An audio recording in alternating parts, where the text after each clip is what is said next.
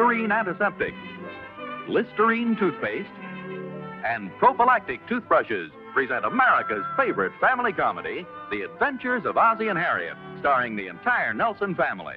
Here is Ozzie, who plays the part of Ozzie Nelson, and of course his lovely wife Harriet as Harriet Nelson. The older of the Nelson boys, David, appears as David Nelson, and his younger brother, the irrepressible Ricky, played by Ricky Nelson. The Nelson's next-door neighbor, Thorny, is played by DeFore. Well, let's see what's happening in the Nelson household today. Say, Ozzie looks a little worried about something, doesn't he? Maybe I ought to tell you what happened about 3 days ago. Harriet was sitting in the living room knitting. Doesn't she look pretty sitting there? When Ozzie came in the front door. Hi, Harriet. I got some while I was downtown. I want to take a look at it. Bought this little present. Oh, for me? Well, no. Oh. Oh, what is it, for the boys? No. Hey, Mom, I finished my notebook. Excuse me, Pop. Well, that's fine, dear. It was hard work, too. I think I did a pretty good job on it. I don't think you're so hot.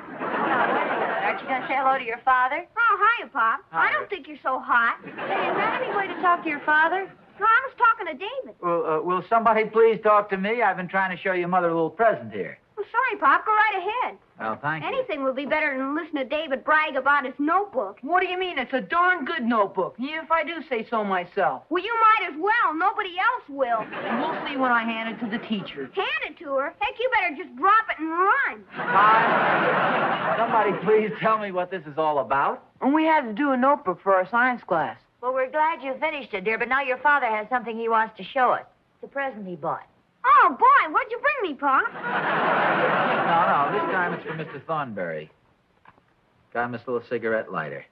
Oh, it's beautiful. Yeah, it sure is, Pop. Yeah, his birthday's coming up, and I thought he might like it.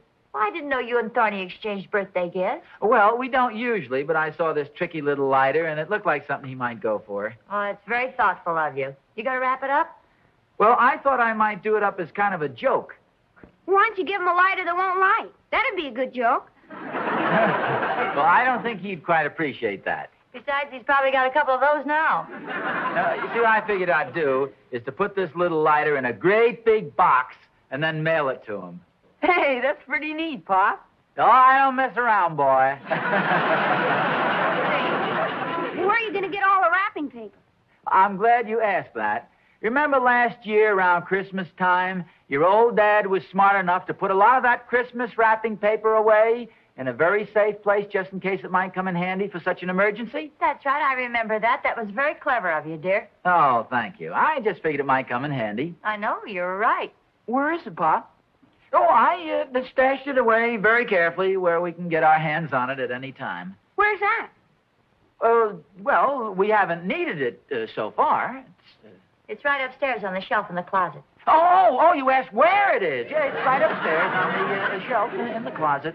I thought for a minute there you'd forgotten where you put it. Oh, oh, that would have been a good one. So I forgot where I put it. It's right upstairs on the shelf in the closet. Now, Harriet. Yes, dear? Which closet? That was 3 days ago. And now this morning, as we look in on the Nelsons again, Ozzie is leaning across the desk with a faraway look in his eye. What's the matter? Nothing. I'm just leaning across the desk with a faraway look in my eye. Well, something's the matter with the way you say, oh, nothing.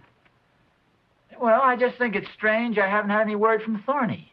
Any word from him? Has he been away or something? No, I mean about the birthday present. You remember I bought him that beautiful McDougal lighter? Oh, yes.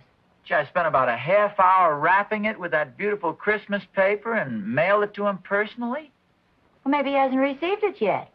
Oh, of course he's received it. I went down to the post office and mailed it myself 3 days ago. Well, some people are a little slow about those things. How slow can you get? Well, it took you quite a while to return his lawnmower to him. Oh, I brought it back last week. Yeah, but do you remember when you borrowed it? When was that? Well, if you must know it. Oh, yes, that's right. It was Christmas Eve. You might have forgotten. How could I forget? Remember the big laugh I got when we walked into the Randolph's party? No, I don't remember. Well, sure you do. I walked in pushing the lawnmower ahead of me. I said, here we are, folks, all ready to trim your tree. Besides, you can't actually say I just returned it last week. I mean, it's been back and forth between the two houses all summer. Well, I'm sure if Thorny received your present, he'll thank you for it. Probably just slipped his mind. Oh, Harriet, how can a thing like that slip your mind? Well, maybe he doesn't know who sent it to him. Did you put a card in it? Well, sure, I had a card in. I had a return address on the outside of the package. Does seem strange. Say, wait a minute. I just thought of a rather subtle way to bring this subject up. What's that? Well, I'll go down and buy a pack of cigarettes. You don't smoke. Well, that's okay. I'll buy the cigarettes, and I'll go over to Thorny's house, and I'll offer him a cigarette. And he'll take one, and when he whips out the lighter, he's got to mention it. Well, doesn't it seem like a lot of trouble to go to? Well, just to buy a pack of cigarettes? Well, I know, but I didn't think you wanted to spend any more of your hard-earned money. Come to think of it, I have spent quite a bit on an ungrateful bum already. Yeah, why should I spend more of my money on him? You're absolutely right, Harriet. Thank you. Let me have 20 cents, will you, please?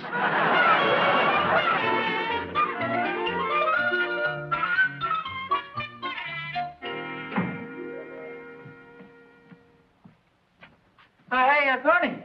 Hi, Oz. What's your hurry? You aren't trying to avoid anybody by any chance, were you? Well, of course not, Oz. Why, is there a tax collector in the neighborhood? No, you seem to be walking rather fast there. You going somewhere? Well, as a matter of fact, I was just going downtown. Oh. Haven't seen you in several days. 3 to be exact. Well, come to think of it, that's right.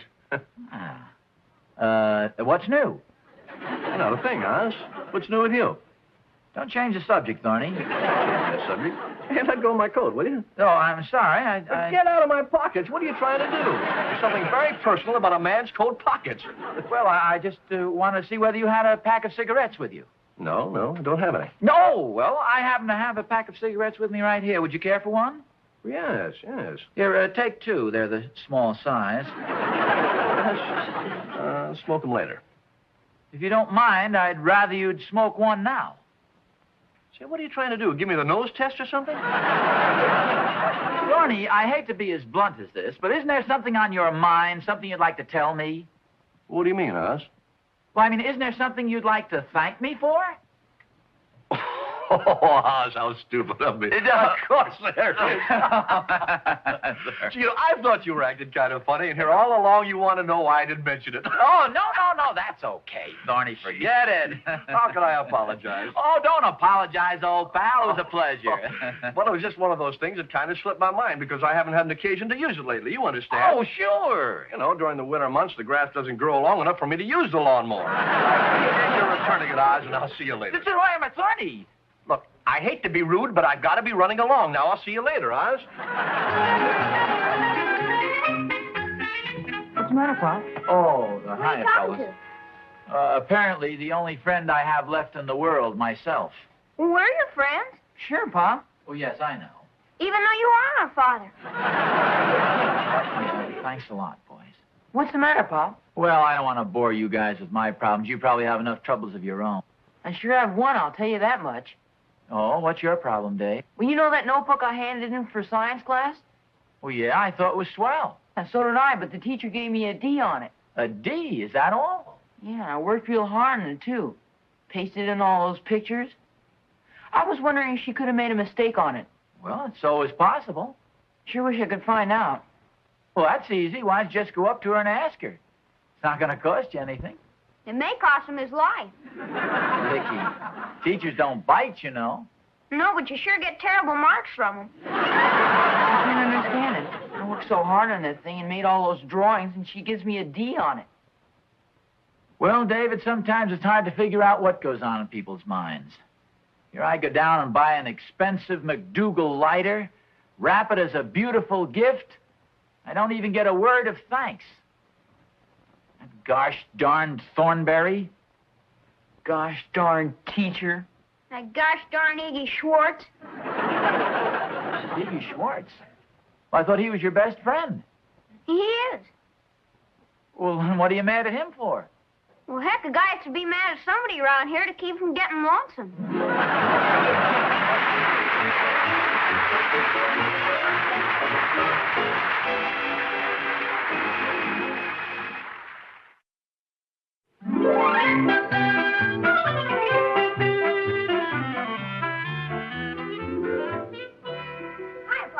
Oh, hi, Rick. Are you still mad at Mr. Thornberry?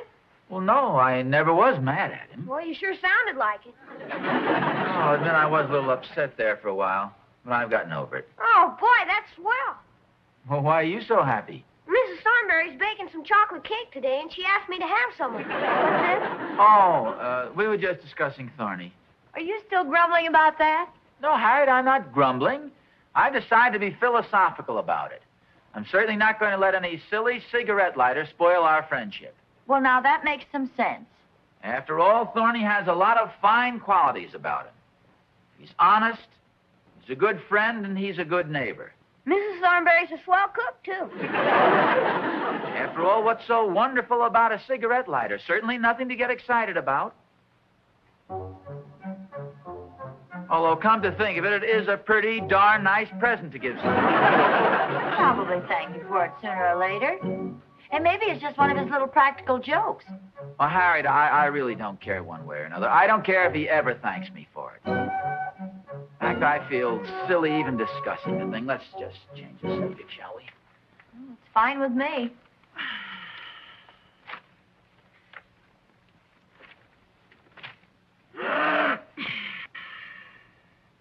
Have you done any of your Christmas shopping yet? Some of it. I've got my list all made out. Oh, fine. He's probably got a lot on his mind right now. Well, Thorny, I know there's some reason why he hasn't mentioned it. I thought we weren't going to talk about that. Well, yes, we are. I just didn't want you to think I was still brooding about it.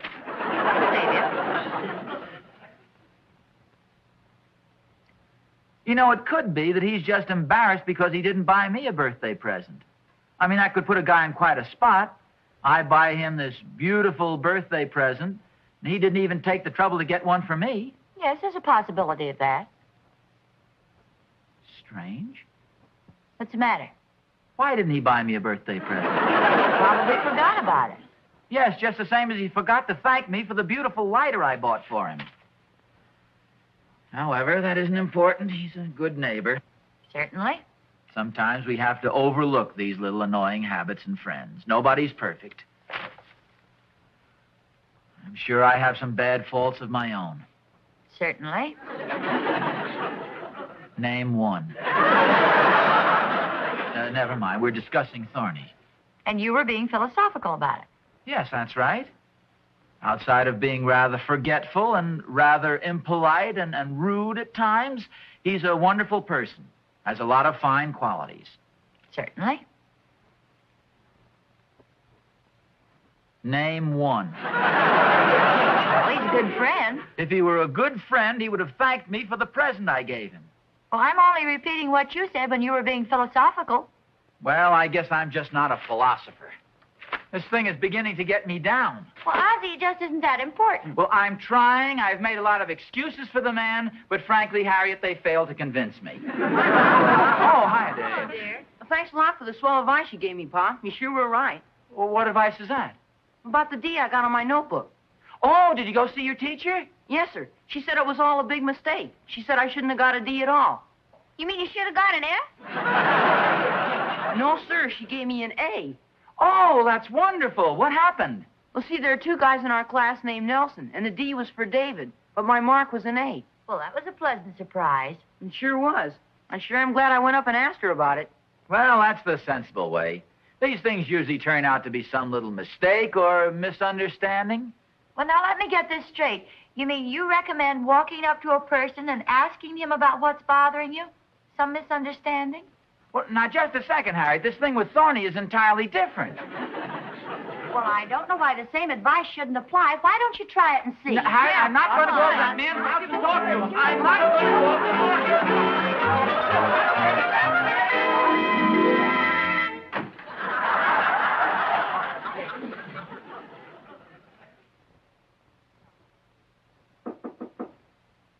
Boys?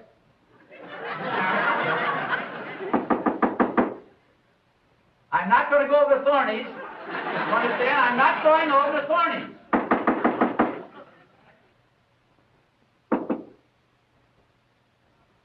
I'll be right back.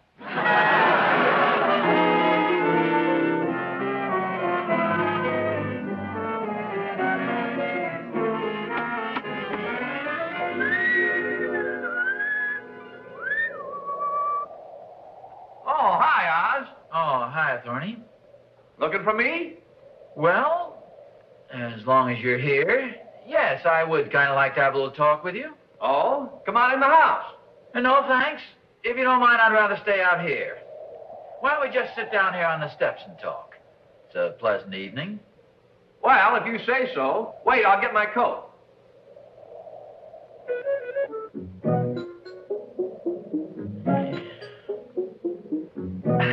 All righty.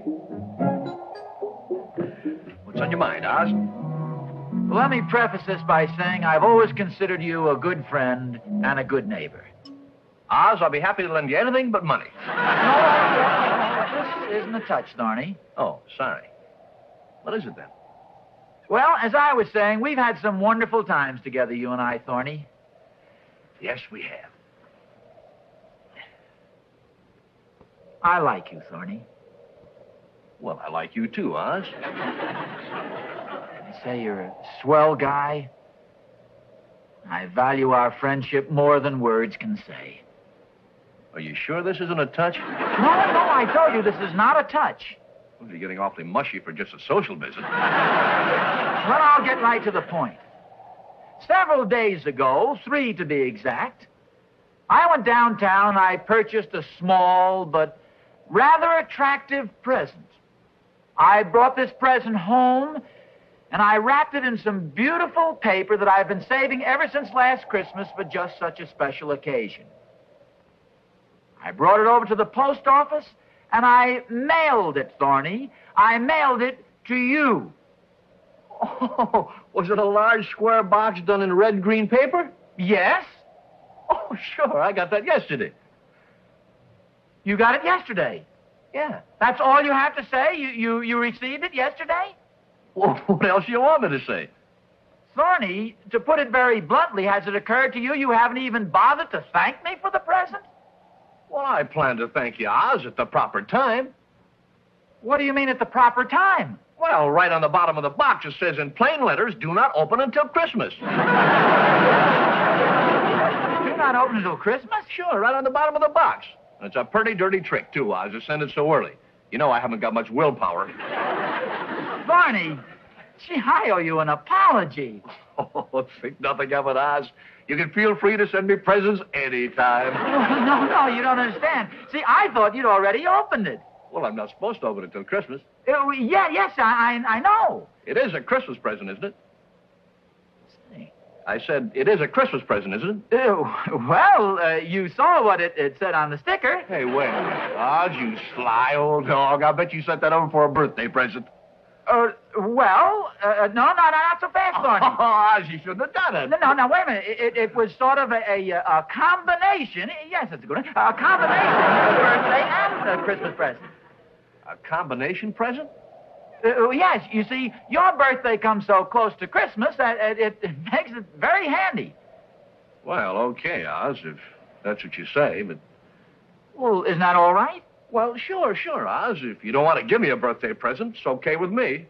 Well, you said yourself I shouldn't have done it. Yeah, but since you've already done it, you don't have to try to weasel out of it. I'm not trying to weasel out of anything, Thorny. I think it's a very nice present. I know, Oz. It's a beautiful lighter. Well, and... Wait a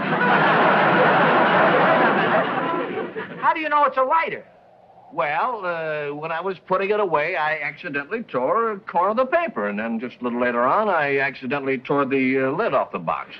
Thorny, it said very distinctly, do not open until Christmas. Yes, and it's a pretty dirty trick putting that on a man's birthday present. Who said it was a birthday present? You did. I said nothing of the sort. I said it was a combination birthday and Christmas present. Oh, Oz, you know very well you sent that to me as a birthday present. The sticker said very distinctly, do not open until Christmas. Put a sticker on my birthday present, then you get sore because I don't thank you for it. Who's getting sore? I merely came over here to get everything straightened out. I got what straightened out? This business about the... I don't know. You've got me so confused now I don't know what I'm talking about. I think I'll go home anyway. You're in such a belligerent mood. Who's in a belligerent mood? You started this argument. I didn't start any argument. I'm not in an arguing mood. Well, then stop being such a sorehead. Who's a sorehead? I'm very happy. So am I. Fine. Good night. Good night. Happy birthday and a Merry Christmas. The same to you. I still don't understand what happened. Harriet, please, I'd rather not talk about it. The whole thing was very disillusioning. Let's put it that way. Well, suit yourself, dear. It said right on the package, do not open until Christmas. Yes, but you didn't know that. Nevertheless, the man thought it was a Christmas present, and yet he deliberately opened it and claimed it was a birthday present. If you ask me, I think that shows a definite lack of character. But you did send it to him for his birthday. Nevertheless, Harriet, he thought it was a Christmas present, and it would have been much easier to let it go at that. You know yourself we've never exchanged birthday presents before. Come on in, Thorny. I may not even talk to him. Hello, Harriet. Hello, Thorny. Hi, Oz. Hi, Thorny. You boys will excuse me. I'll get dinner ready. Oz, I came over to apologize. Oh, forget it, Thorny. Gee, I don't know what got into me. I seem to get these mean streaks every now and then. But I want you to know I think the lighter is swell, and I appreciate your thoughtfulness. It's okay, Thorny. I'm glad you like it. I want you to know I'm sorry the way I acted. I was a cad. Oh, stop it, Thorny. It's forgotten. Bless you, Oz. You're a good friend. I really like you, and I want you to know I value our friendship far more than I can say. Gee, thanks, Thorny. Well, I guess I'll be running along now. I want to see if there's anything in the refrigerator tonight for my dinner. Probably be some cold cuts or something. Oh, isn't Catherine home? No, she and the children are spending the night with her mother. Oh. Oh, now, forget it, Oz. I wouldn't think of imposing on you. I'll find plenty to eat. Don't you worry, Oz. Besides, it won't hurt me to go hungry for one night. I said, it won't hurt me to go hungry for one night. Oh, yes, I heard you, Thorny. Oh. Oh, boy. Something really smells good. Yes, it does, doesn't it? Well, I guess I'll be running along, Oz. Gee, you better help me up. I don't think I can make it. I'm a little weak. Okay, Thorny. You're invited for dinner. Oh, no, Oz, I can't. You can't what? I can't turn down your very kind invitation. Hey, Harriet, when do we eat?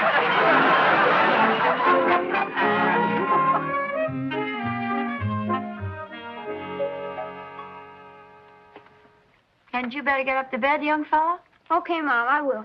Where's David? He's in the den watching television. Oh. I sure am glad Pop and Mr. Thornberry are good friends again. Oh, I'm sure they were never anything else, dear. It sure was a good dinner, Mom. Thank you. Your father certainly enjoyed it. And so did Mr. Thornberry. I should say so. They each had about 3 helpings. You know, Pop and Mr. Thornberry are an awful lot alike, aren't they, Mom? Yes, they are. Sometimes amazingly so. Well, good night, Mom. Good night, dear. Will you tell Pop good night? Yes, I will. And Mr. Thornberry, too. All right, dear.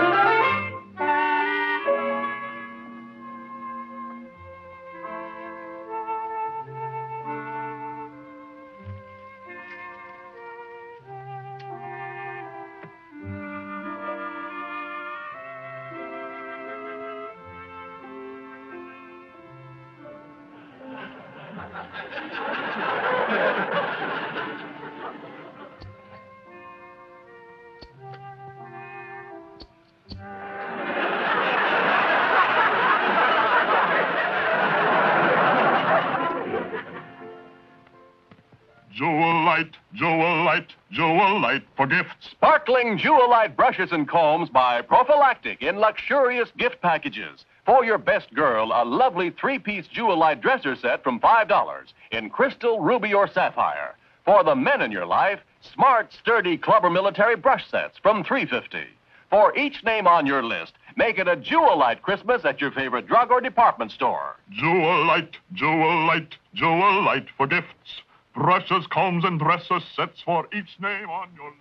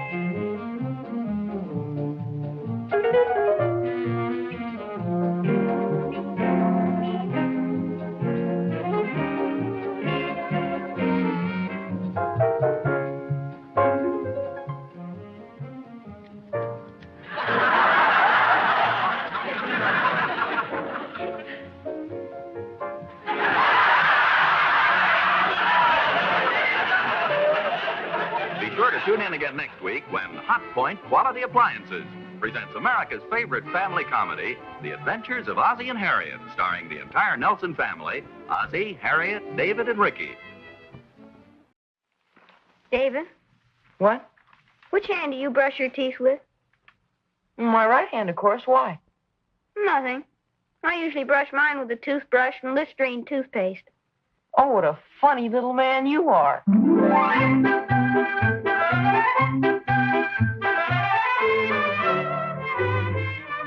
Listerine Antiseptic and Listerine Toothpaste present America's favorite family comedy, The Adventures of Ozzie and Harriet, starring the entire Nelson family. Here is Ozzie, who plays the part of Ozzie Nelson, and, of course, his lovely wife, Harriet, as Harriet Nelson. The older of the Nelson boys, David, appears as David Nelson, and his younger brother, the irrepressible Ricky, played by Ricky Nelson. The Nelsons' next-door neighbor, Thorny, is played by DeFore. What do you mean you're not going, David? What does it sound like I mean? Sounds like you mean you're not going. Okay, then what's your question? What do you mean you're not going, David? I tell you, I'm not going. Okay. And that's final. Okay. That's the way you feel. I'll give you one more chance. That's a lot, but I'm not going. I happen to have other obligations. Big words. I promised to help a couple of friends of mine. What about me? I'm your brother, you know. Don't get maudlin. I suppose you think I don't know what that means. Okay, what does it mean? Just for that, you can look it up yourself. I promised to help a couple of friends of mine. Guy can have a couple of friends in this world, can't he? Oh, yeah? If it wasn't for me, you'd be an only child. Hi, Pop. Ricky's getting a little hot under the collar here. We're going to go to the movies this afternoon. Well, that's fine. Yeah, but now David's giving me some song and dance about not being able to go. Oh, what's the matter, Dave? Well, for one thing, I don't have enough money. Well, what happened to your allowance? Did you spend all of it? Not exactly. I loaned it to this guy at school. If you wanted to give it away, you should have told me. I didn't give it away. It was a loan. What'd you do, lend it to some pal of yours? Not especially, Pop. Just one of the guys in the class. Well, gee, that's a shame. Now you don't have any money to go to the movies with, do you? No, sir. Well, I tell you what I'll do. I think I can make a little exception and give you an advance on your allowance. How much do you need? Never mind, Pop. That's okay. No, don't worry about it. You can pay me back. Honest, Pop, I don't want it. What's the matter with you, David? You got rocks in your head? You let David handle his own financial affairs. I sure wouldn't let him handle mine, boy. Well, are you sure you don't want this money, Dave? No, thanks, Pop. Honest. I can't go to the movies anyway. Well, why not? I have to make some drawings for a friend of mine in science class. This guy has more friends. Well, look, Dave, the movies don't start until this afternoon. Why don't you do the drawings this morning? I don't think I can finish in time, Pop. It's an awful lot of work. Gee, this is a shame. Why can't this boy do his own homework? Because this boy happens to be a girl. He is not. Not unless you call the captain of last year's football team a girl. Not to his face, I wouldn't. It's awful nice of you to do these things for people, but gee, it's a shame to have you miss out on the movies on account of it. Well, that's okay, Pop. I don't mind. It's going to be a neat picture, too, boy. Well, I better get upstairs and get going on this stuff. Well, if you change your mind, let me know, Dave. Thanks, Pop. You know where your mother is, Rick? She's out in the kitchen. Oh. Are you sure? Yeah, but the table's all cleaned up and the dishes are in the dishwasher. Oh. Gee, that's a shame. Well, I think I want to see about something anyway. Harriet! I'm in here. Oh, there you are. I've been looking all over for you. Yeah, the dishes are all finished, thank you. Oh, that's too bad. Oh, you needn't look so unhappy about it. There's nothing to it anymore. No, I'm not exactly unhappy. Tell you the truth, I am a little concerned about David, though. He hasn't done anything wrong, has he? Oh, no, nothing like that. It's just that, well, I think he's being taken advantage of. Oh, I know what you mean. That Ricky can be a fast talker, but David knows how to handle it. No, it isn't Ricky. Oh, who is it then? Well, I know the boys aren't doing it intentionally, but David just doesn't know how to say no to people. Well, what are you talking about? Oh, it's one thing after another. Now, you take this morning, for instance. He has no money because he loaned one of his friends his entire allowance. He can't go to the movies because he promised some other kid he'd do his homework for him. Well, that sounds very nice to me. Personally, I think the whole world could stand a little more friendliness and generosity these days. Well, so do I, and I'm glad David's that kind of a boy. The point I'm trying to make is, that generosity, like everything else, has its limitations. He's got to learn to use a little judgment and common sense. I want him to be generous, too. But I don't want him to be a doormat and have people walk all over him. Oh, dear, I hardly think it's that serious. Besides, maybe he likes doing things for his friends like this. You know, everybody likes to be well-liked. Mom? Yes, dear? You know where my Elsker jacket is? Yes, it's right here on the chair. Oh, yeah, thanks. You going out? Just for a couple of minutes. I'll be right back. Say, Dave? Yes, sir? Could I have a little talk with you, son? Oh, sure, Pop. Go ahead. I'll walk you to the door. I don't quite how to begin this, Dave. Have I done something wrong? Oh, no. At least not to anybody but yourself. It's just what we were talking about before. See, it's a wonderful thing to do nice things for people, but you can overdo that the same as anything else. Yeah, I know what you mean, Pop. See, lots of times people ask you to do things for them, and you may not want to. In fact, you may feel it's an imposition, but yet you just don't know how to say no. Yeah, but sometimes it's pretty difficult. Well, sure it is, but you've just got to do it, son, or else people will be taking over your whole life for you. Now, you take this afternoon, for instance. I know you want to go to the movies, yet you've got to stay home because you've promised to do this other boy's homework for him. Well, what could I do, Pop? He asked me, and he's a friend of mine. Well, you just could have said very politely, I'm sorry, but I have other plans. You could have been very courteous, but still be firm. See, you've just got to learn to say no. I guess you're right, Pop. You try and remember that next time, will you, son? It's nice to be considerate of other people, but you've got to think of yourself, too. Here, Pop, why don't you take this apple? Well, no, I have an apple here. Well, mine's so much bigger than yours. Yeah, but that's yours. You keep it, Dave. Okay, Pop. I'll see you later. I have to go down to the store and get some special drawing paper. So long, Pop. So long, Dave. Hey, hiya, boy. I'm just coming over to see you. Well, good for you, Thorny. What's on your mind? Guess what? We have a little house guest visiting us for a few days. Oh, good. Yeah, little niece of Catherine's. In fact, Catherine just picked her up at the train a few hours ago. Oh, that sounds wonderful. Yep, she's going to spend the weekend. Lovely little girl, too, Oz. About 14, I would say. Hey, that's just about Will's age. How does he like the idea? Well, unfortunately, he left last night for an overnight hiking trip. Seems he had it planned for several weeks. Oh, that's a shame. Yeah, the whole thing was a sort of a surprise. I didn't realize she was Will's age. Naturally, we wanted to have a good time while she's here. Oh, naturally.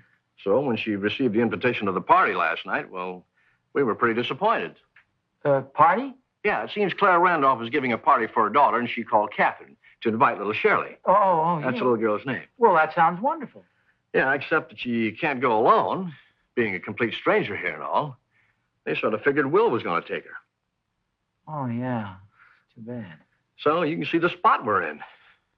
She's a very nice little girl, Oz. Very well-mannered. Oh, yeah, I'm sure she is. I sort of thought you might have a suggestion. Hmm. Be awfully nice if she could go to the party. Hmm. Of course, if she had an escort, she could go.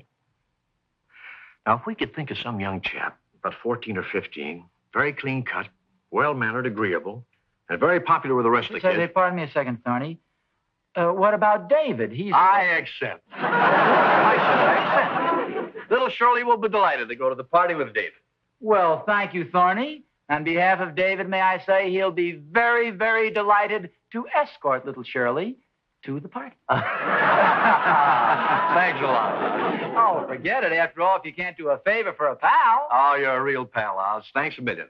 You bet. Oh, incidentally, thank David for me, too, will you? Hi, Pop. Hi, Pop. Oh, hiya, boys. Got some interesting news for you, Dave. Oh, good. It seems a little niece of Mr. Thornberry's just arrived in town this morning. Oh, that's nice. No, where'd you hear this now? I understand that she's just about your age and a very cute little girl. Oh-ho. Everything to Dave. Well, sir, here's the interesting part. She's been invited to a party at Mary Randolph's, and I understand she doesn't have an escort. Where's Will? Well, he's gone on an overnight camping trip or something, so he can't take her. Well, sir, Mr. Thornberry and I have been thinking the thing over, and we've decided that we know another young lad who would fit the bill exactly. He's a very well-mannered boy and a popular young fellow to boot. I'd be happy to take her, Pop. Ricky, please, I'm talking to David.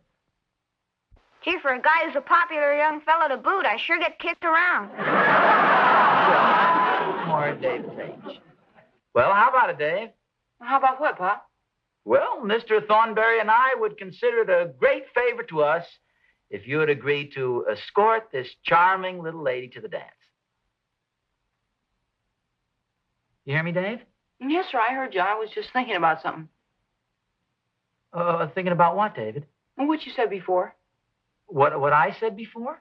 Yes, sir. I'm awful sorry, but I have other plans. You mean you don't want to go? Well, David, this sounds like it'll be a lot of fun. Well, thanks a lot, Pop, and thank Mr. Thornberry for me, too, but my answer is still no. Well, don't you even want to think it over? No, thanks, Pop. And, gee, thanks a lot for the swell advice, Pop. Oh, that's okay, son. Anytime at all. Come on, let's go.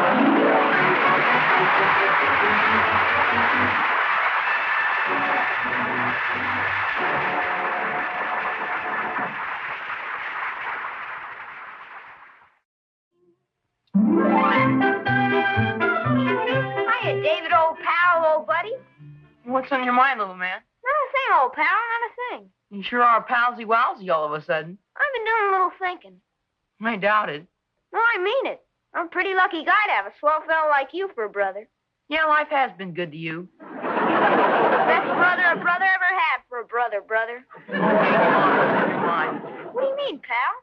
Come on, I know you're after something. How do you like that? Guy tried to be nice, and right away you think he's got an inferior motive. You're just being nice, huh? What else? I like you, David. Thanks, I think you're cute, too. I'm glad you aren't a girl. I'm kind of happy about that myself. Sure would be awful having a big sister. Wearing your old clothes is bad enough. You don't mind having a big brother, though, do you? No, sir, boy. Especially a real smart guy like you. You think I'm a pretty smart guy, huh? Yes, sir. You think I'll ever be as smart as you, David? I doubt it. Yeah, I thought you were going to the movies. Yeah, I was. You better get going, then. I think I'll stay home with you. What's the matter? Did you spend all your money? No, I got all my money right here. Well, why aren't you going, then? I like you, David. I like you, too. You know what I always say? I always say good old David is the salt of the earth, boy. Is that really what you always say? And then I always say good old David is the smartest guy in town. No kidding? And then I always say You're a pretty gabby little guy, aren't you? And then I always say when it comes to fixing things, boy, that David is terrific. Fixing what sort of things? Oh, little things. Like a flat tire on my bike. Will you fix it for me? Ricky, my boy, I've got news for you. Come on, David. If you don't fix it, I can't go to the movies. Big news. Oh, come on. Good old days, fix-it-shop finance company and escort service has gone out of business. Ozzie?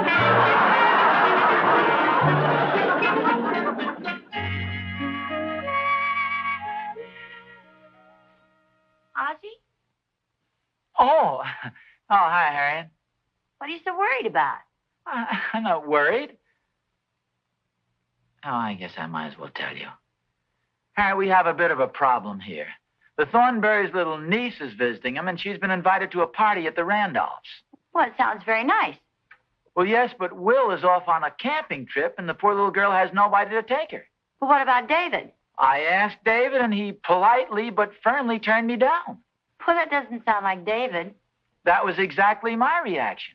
Considering the fact that he does favors for just about everybody in school, you'd think he could do this one small one for his own father.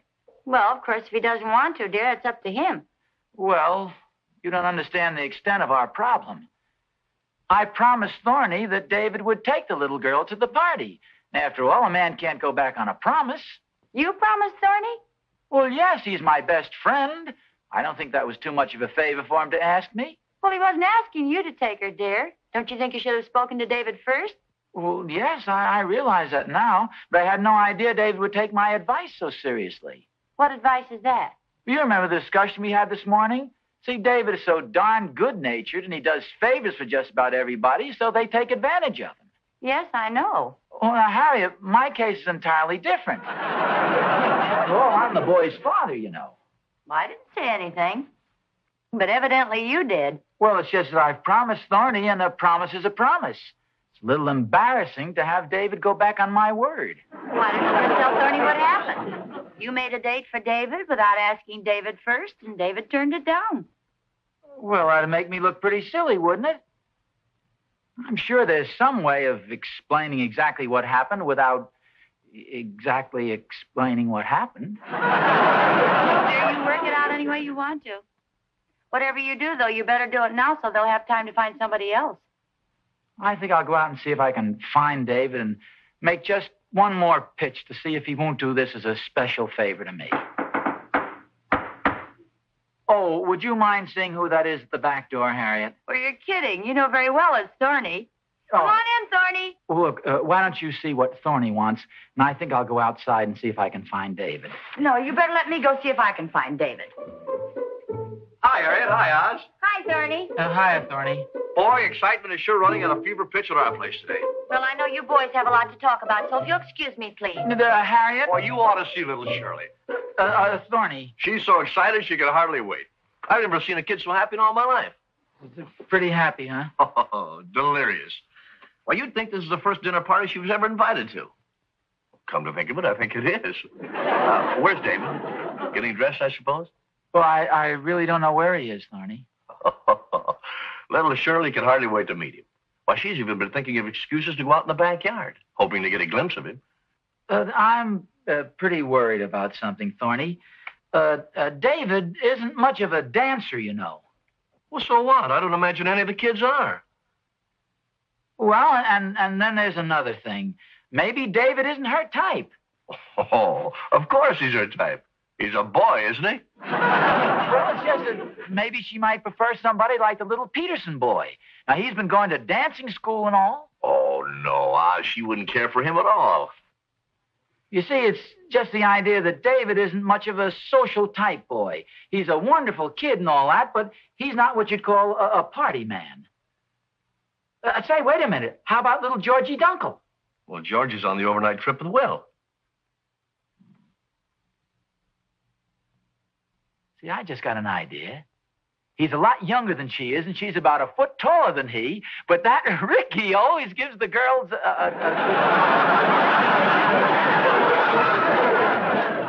suggestion. Oh, quit worrying, Oz. Believe me, David and Shirley are going to get along together just fine. Well, I've got to be running along now. She's very anxious to model a new dress for Uncle Thorny. She even bought a new dress for the affair? Oh, certainly. This is the biggest thing in her young life. Just tell Prince Charming that the pumpkin coach will arrive for him at 6 o'clock sharp. Well, I'll see you later, Oz.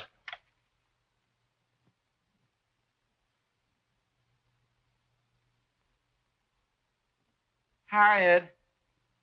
Harriet! Yes, dear?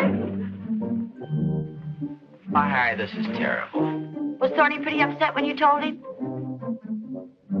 Well, now, you've got to realize, Harriet, that this is a very delicate situation we've got here. Everybody's terribly excited about the party. The little girl's looking all over, anxious to meet David. She's bought a new dress. This is going to be a terribly crushing blow to the poor. Ozzie, you did tell Thorny.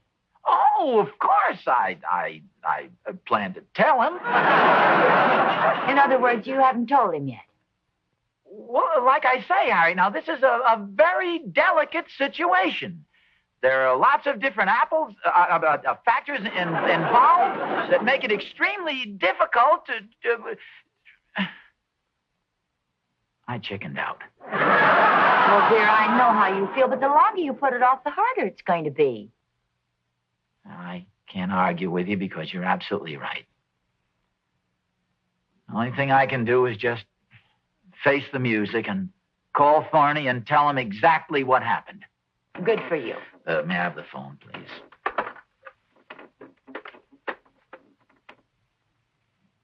I don't suppose... No, I wouldn't. This is probably the last time I'll hear old Thorny's voice.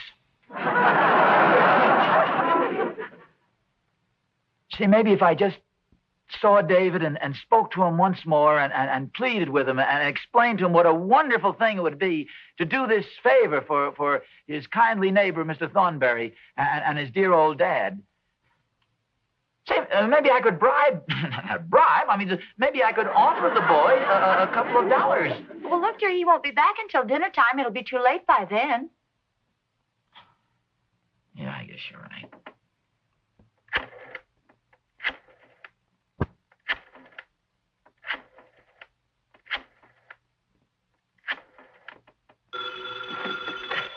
Hello? Hello, Thorny. This is Oz. Hi, Oz. What's up? Something has, Hi, Mom. Hi, Pop. Oh, David, where have you been? Out back by the garage.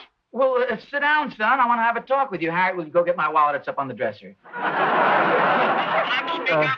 I can't hear Well, what you're Dave, saying. remember this morning when I had that little talk with you and I explained that sometimes generosity and doing nice things for people can be overdone? Yes, sir.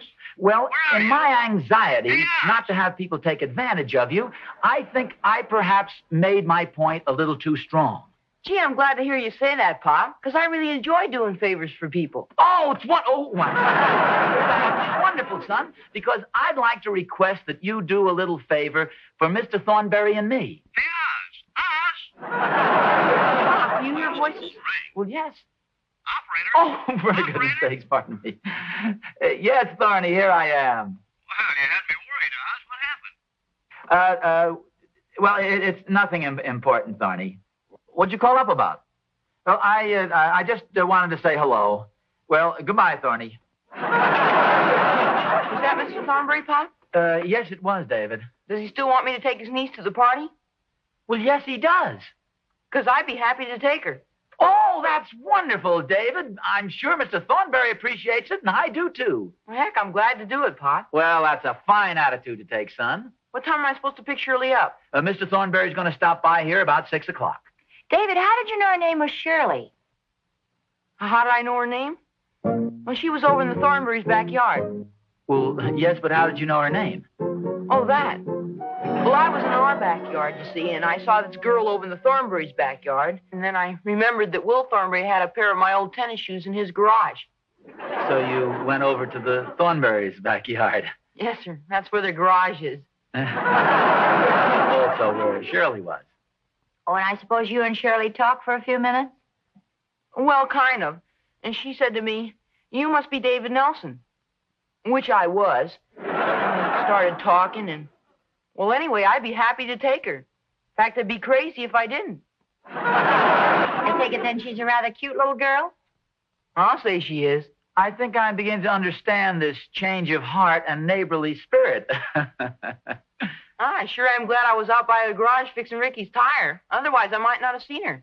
Well, I'm glad it worked out well. I wanted to tell you about it myself. I didn't want Ricky coming in here blabbing it to you. Yeah, we understand. David, hadn't you better start getting ready now? Okay, I'll be right back. Well, David, where are you going? You've got to get dressed. Oh, I will. First, I better let Ricky out of the garage.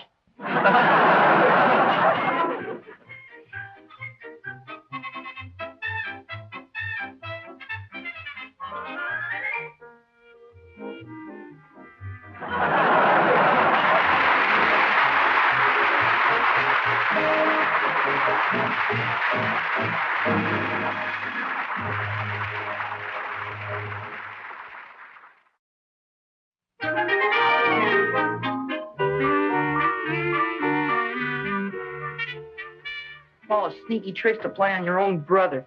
What's the matter, dear? It's that Ricky, Mom. We got to do something about him. Getting to be a real wise guy. In what way?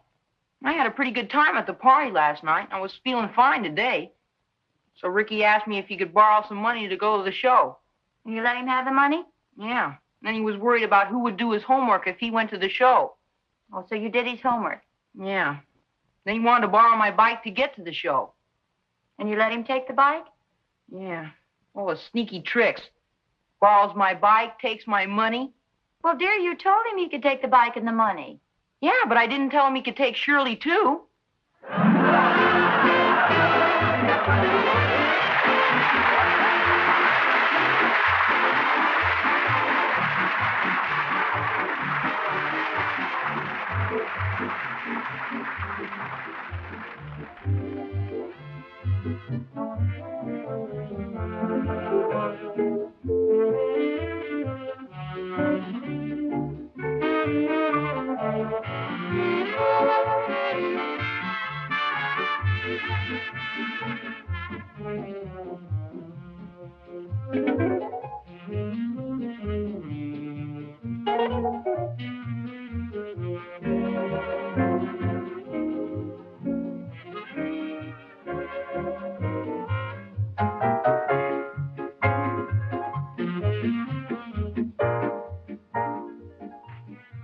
Next week, The Adventures of Ozzie and Harriet, starring the entire Nelson family, Ozzie, Harriet, David, and Ricky, will be brought to you by Hot Point Quality Appliances. Remember, look to Hot Point for the finest first. Hey, David. What do you want? How do you spell refrigerator? Are you kidding? H-O-T-P-O-I-N-T. That's how you spell refrigerator? Yes, sir, and it's just the kind of spelling that'll keep ours well filled, too. Oh, gee, thanks, Mom.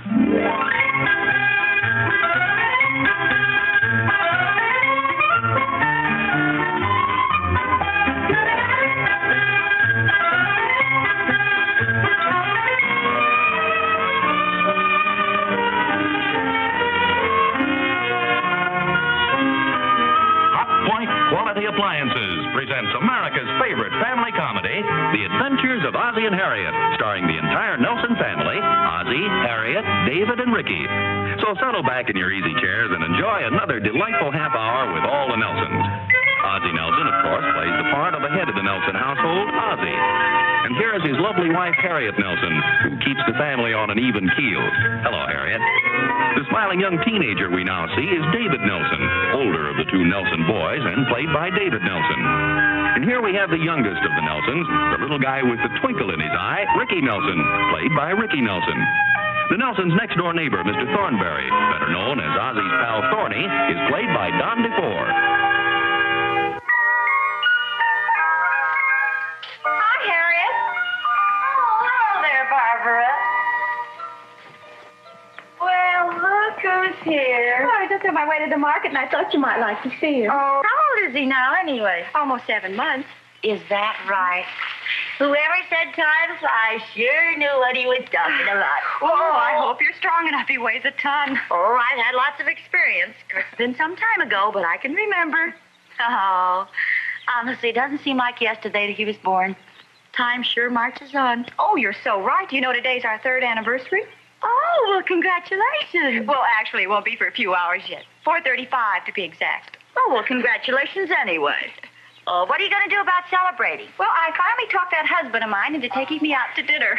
It's nothing spectacular, but it will be nice to have a little change of scenery. Oh, well, golly, I'm all for it. As a matter of fact, Ozzie's promised to take me to the movies tonight for a change. Well, good. How'd you work it? Well, it was kind of a dirty trick, but I asked him while he was reading the paper at breakfast this morning. Of course, he won't remember it, but I got David and Ricky as witnesses. Oh, well, good for you. Well, I better be going. Oh, well, thanks for stopping by, Barbara. Take care of that big guy. Oh, we sure will. Bye-bye, sweetheart.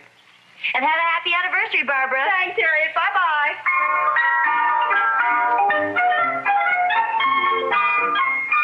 Have you seen the boys? Oh, they're outside playing football. Boy, you should see the mess they left in the upstairs hall. Oh, they were looking for their football helmet. Oh, say, by the way, have you seen my little yellow apron, the one with the little flowers in it? No, why'd you lose it? Well, evidently, I can't seem to find it anywhere. Well, why don't you retrace your steps? Just figure out what you've been doing. Well, I was upstairs doing the vacuuming, and then I came downstairs to the kitchen. Oh, Barbara Benson dropped by. You should see their baby. He's the cutest little guy you've ever seen in your life. Oh, I'll bet. Dinner ready yet, Mom? Oh, not quite, dear. Hi, Pop. Hiya, boys. Hey, who's responsible for that mess in the upstairs hall? Looks like a cyclone struck it. See, Ricky, I told you. Who told who what? Who told whom what? Whom what? What the heck is a whom what? Look, never mind that. Now, who's responsible for the mess in the upstairs hall? Well, David did most of it, Pop. You did your share, too. Well, I think both of you guys are old enough to assume a little responsibility as far as the neatness of the house is concerned. We're just looking for our football helmets, Pop. We'll straighten it up. Yeah, we had to look all over before we found them. I was looking for my apron, too, but I didn't tear up the house doing it. From now on, let's show consideration for the appearance of things around here, huh? Especially you, David. You're supposed to set an example for your little brother. That's right, David. I'm surprised at you. Quiet, Adeline. Don't get personal. All right, now, you two, get on upstairs and clean up that mess in the hall. Okay, Mom. Come on, let's go, midget. Careful what you say, David. I'm not going to stand here and take that sitting down. Looks like you're sitting down already. Come on, let's go. I wish I could develop a sense of responsibility in those guys. Well, I wouldn't worry about it, dear. After all, they're pretty young yet. Yes, I know, but it's pretty tough. You'd like to help your children out and give them a hand so they have a feeling of security and of being wanted. It's somewhere along the line they've got to assume some responsibilities of their own. Well, first of all, you have to let them know you have some confidence in them. Oh, I have plenty of confidence in them in the long run. You know, I think everybody likes to feel that people have confidence in them. For instance, when you make me a promise, I have complete confidence that you're going to keep it. Well, naturally, it's... But what did you have in mind? Oh, anything. Like, for instance, the promise you made to take me to the movies tonight. I promised to take you to the movies tonight? You don't remember it? Harriet. Yes, dear? Remind me from now on to read my morning paper on the bus instead of at the breakfast table, will you?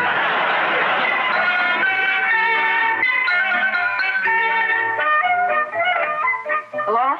Hello, is that you, David? Yes, it is. Oh, this is Barbara Benson. How are you? Oh, fine, thanks, Mrs. Benson. In just a minute, here's Mom. Hello, Barbara. Hi, Harriet. I hope I didn't interrupt your dinner. No, we're all finished.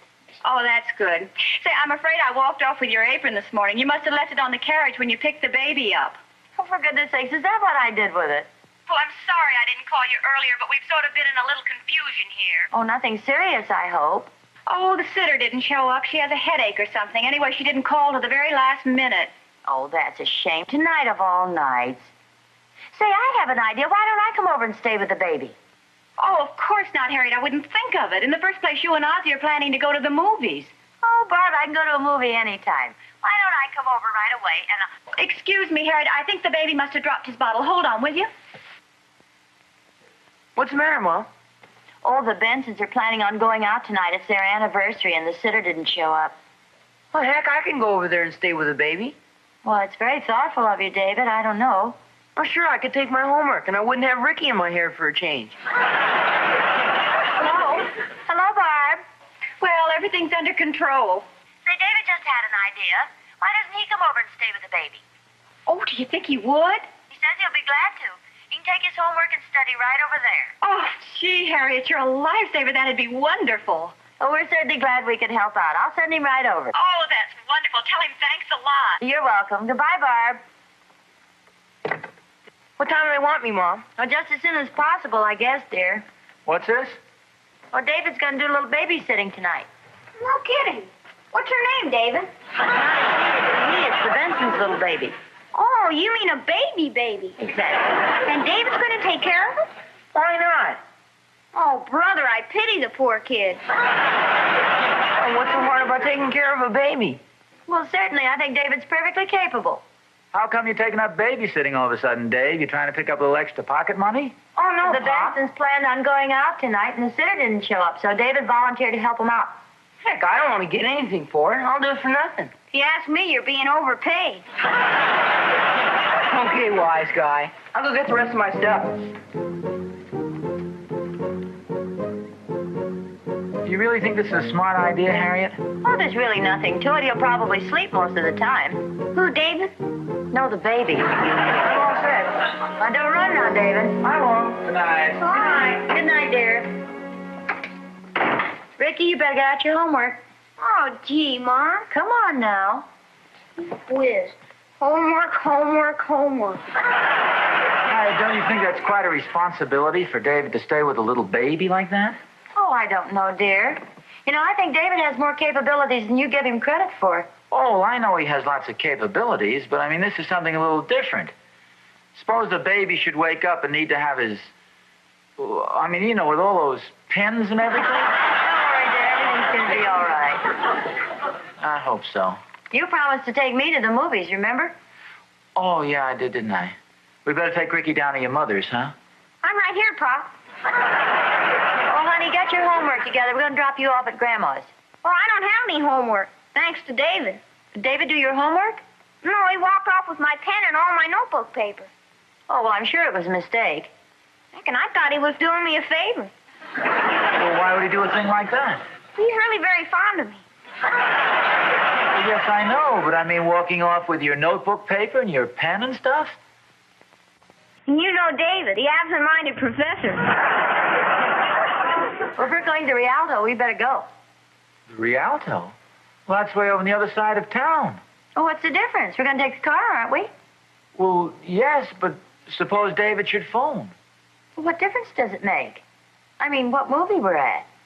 Well, I just thought in case of an emergency. Oh, well, if you'd rather not go. Oh, no. I'll go. Are you sure? Well, you're counting on it, aren't you? Well, not necessarily. I mean, if you'd rather... Well, I'll do whatever you want to do. Oh.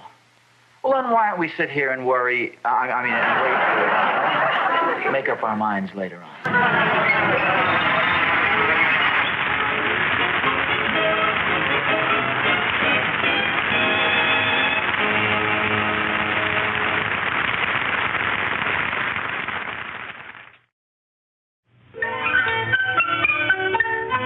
For goodness sakes, just sit down and relax. Well, I am relaxed. Then stop pacing back and forth like that. Not pacing back and forth. I'm just walking around a little. Well, next time you pass the coffee table, stop in for something to eat. Oh, no wonder you've been out in the kitchen so long. These look like Toll House cookies. They taste like them, too. Try one. Thought we finished these off a couple of days ago. Oh, those are fresh. Oh. Oh, these are fine. If you don't mind my saying so, these are much better than that last batch you made. Oh, they are? Yeah, they're not quite so soggy. It's not exactly soggy, but I mean, these are crisper. Not so many walnut shells in them either. Well, I didn't think there was anything the matter with the last ones. Oh, no, they were fine. A little rough on the weaker teeth, perhaps, but they were very good. I said they were very good. I thought they were. Yeah, they were fine. I enjoyed them very much. These are even better.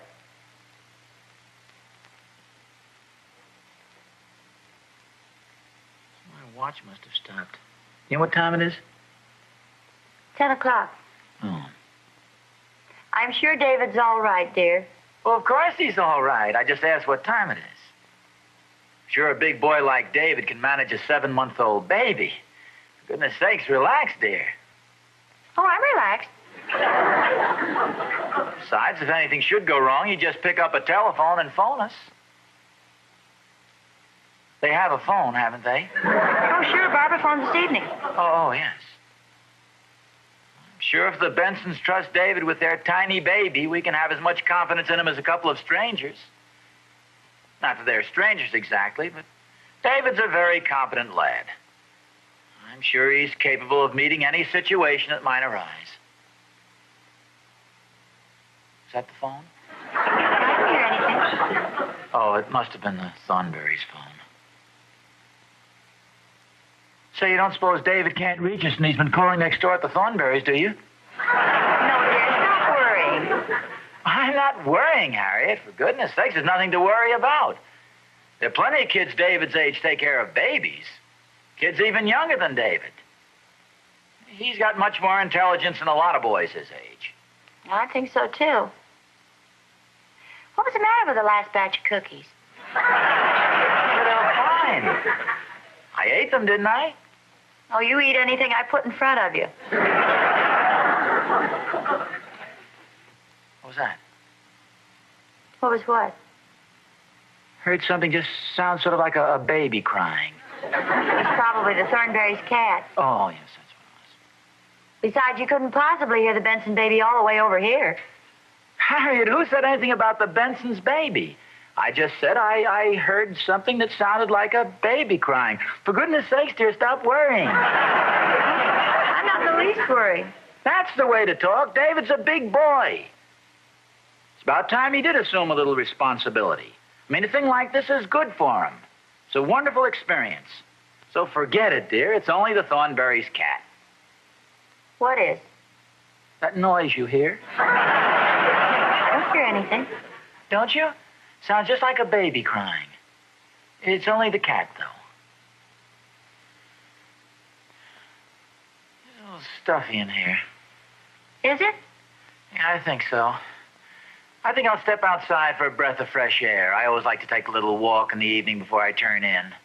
Since when? Oh, whenever I think of it. Helps you sleep. I'll be right back. Is that a worried look I see on your face? Yes, I guess it is. Well, for goodness sakes, dear, stop it. There's nothing to worry about. Well, I happen to think that there is. What was wrong with my last batch of cookies?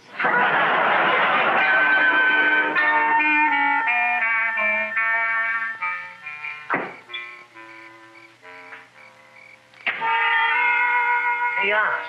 Hmm? Is that you? Oh, hi, Thorny, yeah. Hey, what's the big idea of sneaking around in the middle of the night? Well, I'm not sneaking around. Can't a man step out for a breath of fresh air? Is there any law against that? Well, if you're going to be nasty about it, you can just go back in your own yard and breathe your own air. Any air on this side of the fence belongs to me. It's just I'm a little upset about something. Oh? What's the trouble? Well, there's no trouble exactly. At least I hope not. David's over taking care of the Benson's baby tonight. Well, that's nothing to get upset about. Well, no, but it's quite a responsibility. I mean, babies are so young. Yeah, I've noticed that, too. Well, it's just that something's liable to... You know, you never can tell. Not that I don't have confidence in David. Well, if you're worried, why don't we take a walk over there, see how he's doing? By golly, Thorny, that's a wonderful idea. Well, isn't that what you were going to do anyway? Well, yes, but it's nice to have you think of it, too. Guess I wouldn't want David to feel I don't have confidence in him. Kids should always understand that their parents trust them. Well, we can think of some feeble excuse for stopping by. Like what? Well, we can say we were just out for a walk and decided to take a shortcut through the Benson's house. Well, I'll think of something on the way over. Let's hurry, shall we? What does Harriet think about all this? Oh, she manages to cover her feelings pretty well, but she can't kid me. She's plenty worried. You know how women are. Yeah, they're almost as bad as men. I'm sure David's old enough and intelligent enough to take care of a baby. It's just if some little problem might arise, we can help him with. Shall we ring the bell or break down the door? David's probably asleep.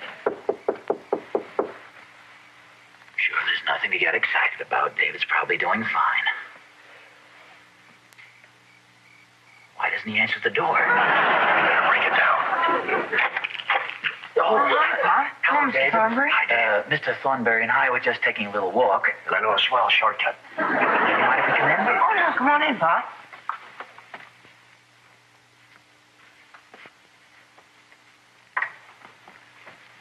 How's everything going, David? Oh, fine, Pop. I finished 3 pages of my history composition. No, I meant with the Benson's baby. Oh, no trouble at all. Oh, fine, fine. See, Thorny? Everything's going along great. Yeah. You want some cookies, Mr. Thornberry? Mrs. Benson made them. No, thanks, Dave. We're not hungry. Well, speak for yourself, Oz. Yeah. Or two. Thorny, let's go in and take a peek at the baby, huh? You better not, Pop. He's asleep right now. We won't wake him up. Which way's the nursery? In here. Right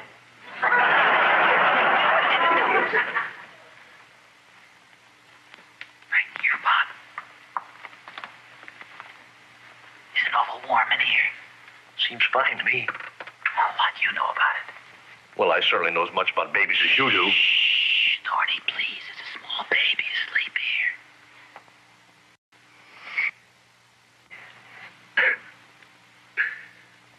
Sounds awful quiet, doesn't he? How long did you snore at the age of 7 months? Thorny, please. Scare the poor kid half to death if he wakes up and sees your big fat face leering at him. Well, you're not Whistler's mother yourself. Don't you think we better go in the other room, Pa? For a while, that's right. So, do you think anyone might have just picked him up for us? Thorny, please. The baby's sleeping quietly. I think we better go in the other room, Pa. Oh, just a second, Dave. You know, I think that light is streaming into the window right on his face, isn't it? Doesn't seem to bother him, though, Pop. I think we better go David, please. I just want to pull down the sheet. Well, I'll get it. Oh, for goodness sakes, watch. There's a small baby sleeping here. You're bumping the crib.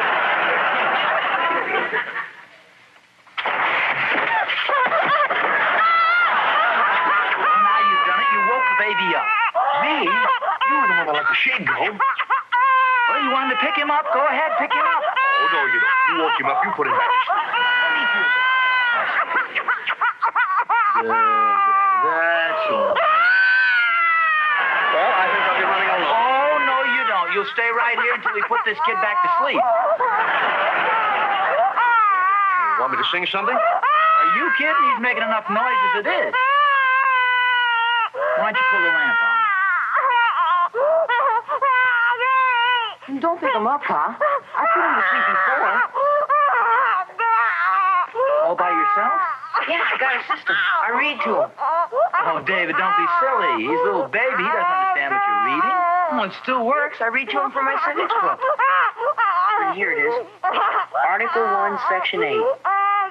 The Congress shall have the power to lay and collect taxes, duties, imposts, and excises, to pay the debts and provide for the common defense and general welfare of the United States, to borrow money on the credit of the United States, to regulate commerce with foreign nations and among several states and with the Indian tribes. There you are, Bob. Well, I'll be darned. It worked. I figured if this stuff puts our whole class to sleep, it ought to put one baby to sleep.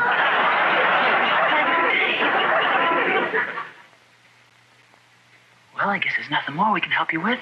No, I guess not, Bob. Come on, Thorny. Thorny, for goodness sakes.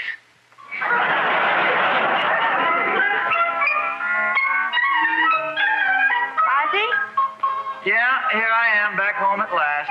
Well, that certainly was a long walk you took. Well, in fairness to everybody concerned, it was all Thorny's fault. I'd have been home earlier, but I practically had to carry him home and put him to bed. What happened? Oh, nothing happened. Well, it's silly for me to try and keep it a secret. All right, I did a very foolish thing tonight. What did you do? Oh, I wish I had your confidence in David. Well, I have plenty now, though. Thorny and I stopped by at the Bensons to see how David was making out. Oh? And how is he doing? No, fine. I'll tell you this much. It's a lucky thing the Bensons had David taking care of the baby instead of Thorny and me. I wouldn't say that. Well, you would have if you could have seen us. The baby woke up and started crying. Thorny and I had no idea what to do. But old David came through like a major. Well, good for him. You know, parents ought to have more confidence in their children. Well, you had plenty of confidence in David, but I had to walk all the way over there to reassure myself. While you sat home here, calm, cool, and confident. Well, I wouldn't worry about it, dear. Hey, I thought you lost your yellow apron. Here it is right here. Oh, Barbara Benson found it. I'd left it on the baby carriage. Oh, good. I'm glad you got it back. Oh, boy, I'm tired. I'll stretch out here for a minute.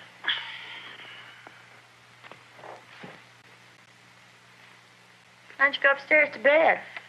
I'd rather wait here until David comes home. Boy, it'd be nice to be able to drop off to sleep as easy as a baby does, wouldn't it? Harriet? Yes, dear? Did the Bensons stop by here tonight? Well, no, not that I know of. Why don't you close your eyes and go to sleep? They didn't stop by here. How'd you get your apron? I thought Barbara had it. Now, close your eyes and go to sleep, dear. I can't fall off to sleep that easily. Well, maybe I can help you.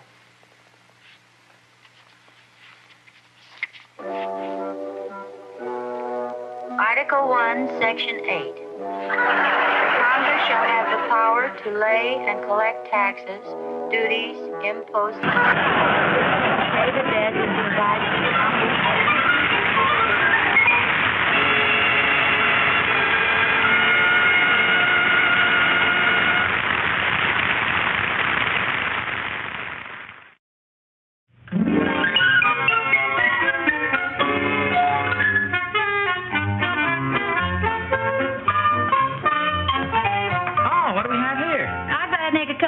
Before we turned in. Oh, that reminds me. Where'd you get those Toll House cookies we had earlier this evening? Can't you guess? Well, we know that you were over at the Bensons, and we also know that when David was over there, Barbara had made some Toll House cookies for him. Did you by any chance get those at the Bensons? That's right. I kind of thought so. They just weren't as good as the ones you make. Oh, really? Oh, much too soggy. Barbara's a nice girl, but she just can't make Toll House cookies the way you can. This bends like rubber. Tastes kind of funny, too. No, I'm sorry. Those cookies just don't make it. Ozzie. I made that plate of cookies just a few minutes ago.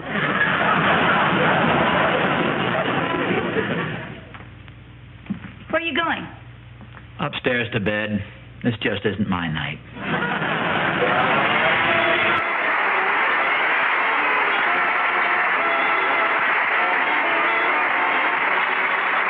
Thorny was played by DeFore.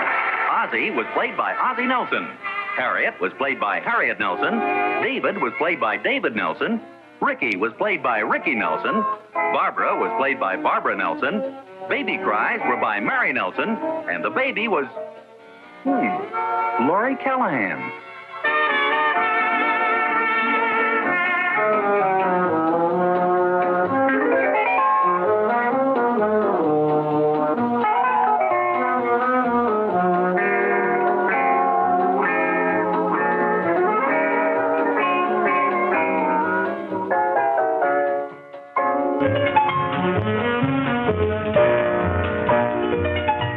Next week, The Adventures of Ozzie and Harriet, starring the entire Nelson family, Ozzie, Harriet, David, and Ricky, will be brought to you by Listerine, the most widely used oral antiseptic in the world.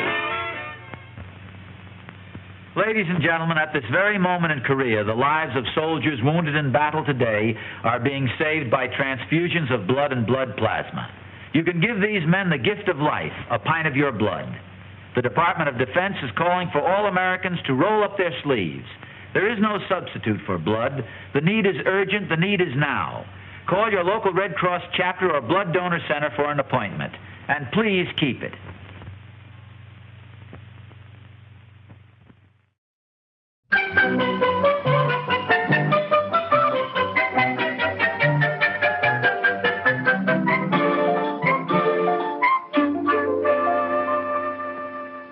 Does that music remind you of the ballet? It's supposed to. Our story tonight is about the ballet, with an occasional reference to Listerine, of course. Oh, of course. Naturally. What else?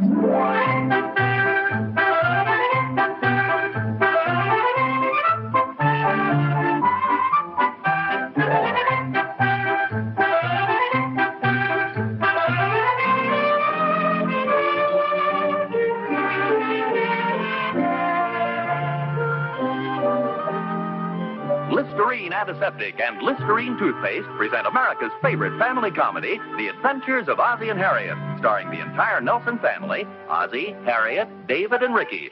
So settle back in your easy chairs and enjoy another delightful half hour with all the Nelsons. Ozzie Nelson, of course, plays the part of the head of the Nelson household, Ozzie. And here is his lovely wife, Harriet Nelson, who keeps the family on an even keel. Hello, Harriet. The smiling young teenager we now see is David Nelson, older of the two Nelson boys and played by David Nelson. And here we have the youngest of the Nelsons, the little guy with the twinkle in his eye, Ricky Nelson, played by Ricky Nelson. The Nelsons' next-door neighbor, Mr. Thornberry, better known as Ozzie's pal Thorny, is played by Don DeFore.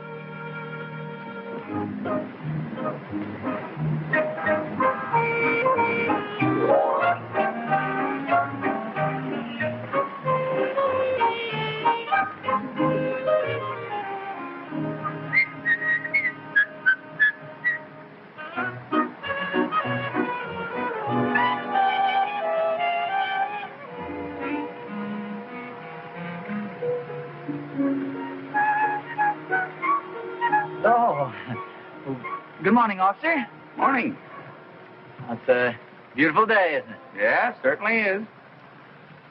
Well, I don't want to keep you any longer. I imagine you're anxious to get back on your beat. Oh, this is my beat right here. Oh. Well, how have things been this morning? Kind of quiet? Oh, yes. So far.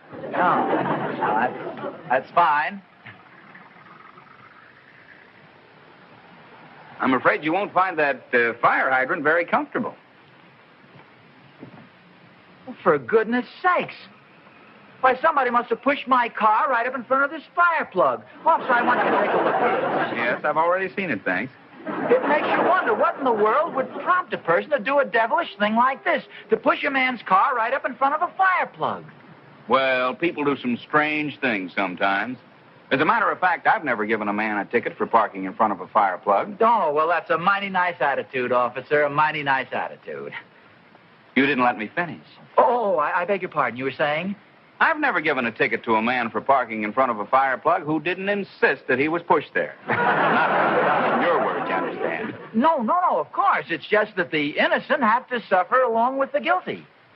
Not suffer exactly, but suffer the embarrassment of having the police officer point out that the car is illegally parked and requesting the innocent party not to do it again, or he's liable to get a ticket. Yeah. The whole thing is very embarrassing for all concerned. Well, these things are understandable sometimes. I suppose you were standing in line for a ticket to the ballet. It's really been a sellout this year. Oh, I didn't realize so many people were interested in the ballet. Oh, yes, you'd be surprised. As a matter of fact, I never went in for it much myself until I was put on this beat a week ago. Now I'm what you might call a regular fan. Oh, then you've seen the show? Every night. You know, you really have to be in top physical condition to put on a performance like they do night after night. Oh, I imagine it's pretty strenuous, jumping up and down and hopping around the way they do. I should say it is. And yet it's amazing how few people realize the true perfection of the ballet. Each dancer is a magnificently trained athlete. It's an inspiring spectacle to behold. Oh, yes, I imagine it is. Although, frankly, I've never given it much thought. You know, it's one of those things that you just don't give much thought to. Oh, you're really going to enjoy it. How many tickets did you get?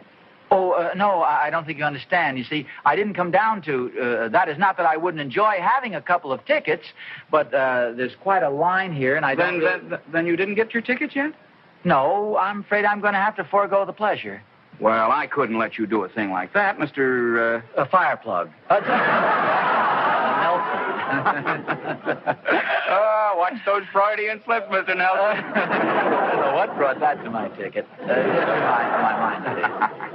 Tell you what I'm going to do, Mr. Nelson. I don't want you to miss that ballet, so I'm going to insist that you take a couple of tickets I have right here. Oh, now, wait a minute. I couldn't do a thing like that. Now, don't you try to thank me. I'd be a fine one to let you go home empty-handed after you came all the way down and parked right in front here just to get a ticket to the ballet. Oh, yes. Well, what is your wife going to say when you come home without the tickets? She'll be tickled to death. She's chairman of the committee selling them. Fine. Here you are. That's $2.50 apiece. Oh, say, you've got quite a stack there, haven't you? You should have seen them before I noticed that fire plug. That's right, $5? Yes, that's right, and thank you very much. I know you're really going to enjoy it. Well, I'm sure I will. Thanks a lot. I'll be seeing you, officer. Goodbye. Goodbye. Hope to see you next month. Next month? But I thought this was tonight and tomorrow night. That's right. Next month is the policeman's ball.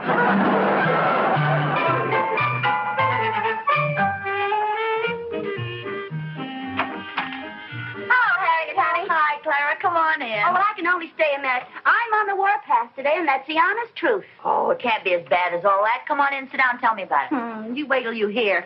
Last night, out of a clear sky, what did this husband of mine do but come waltzing into the house with 2 tickets for the ballet? Well, it sounds wonderful. That's what I thought at first. I wish I could get Ozzie to go. I've been trying to for years. Oh, you won't have any trouble this year, honey. I'll bet every man in town is there, and that's the honest truth. Well, for goodness sakes, why? I just found out myself a half an hour ago. What do you think the name of the ballet is this year? I don't think I've heard. Hold your breath, honey. It's called Escapades Along the Riviera. The whole thing takes place on the beach in France. Can't you just imagine what that ballet's going to be like? Well, it sounds like it's going to be very interesting. Maybe so, but you know those French girls with their ooh-la-las and everything? Here's an inch and they've got a bathing suit. It certainly sounds like an unusual ballet, though. Wait till I see that husband of mine. Thinks he's so smart. Got tickets in the second row. I should have known there was something fishy about the whole thing the minute he told me. Well, now, why do you say that? Well, for one thing, he came in with some fantastic story about a policeman practically forcing him to buy the tickets. Well, maybe it was the truth. That's what I thought, until Mary Peabody told me her husband came home with the same story. Well, I'll admit it doesn't have much originality, but I wouldn't let it worry me. Mary seems to think they got together and made the whole thing up. Sounds like an awful lot of trouble to go to. This must be quite a show. Well, whatever it is, Joe's not going to see it, and that's the honest truth. Oh, well, I wouldn't let it bother me, Clara. I bet you wouldn't talk like that if Ozzie came waltzing in with a couple of tickets. I'm afraid there's not much chance of that. I can't even get him out to see a movie lately. I made the mistake of buying him a couple of good books last week, and good night, I can't get him out of the chair. I think I'll buy Joe some books. He can read them while he's lying there in the hospital.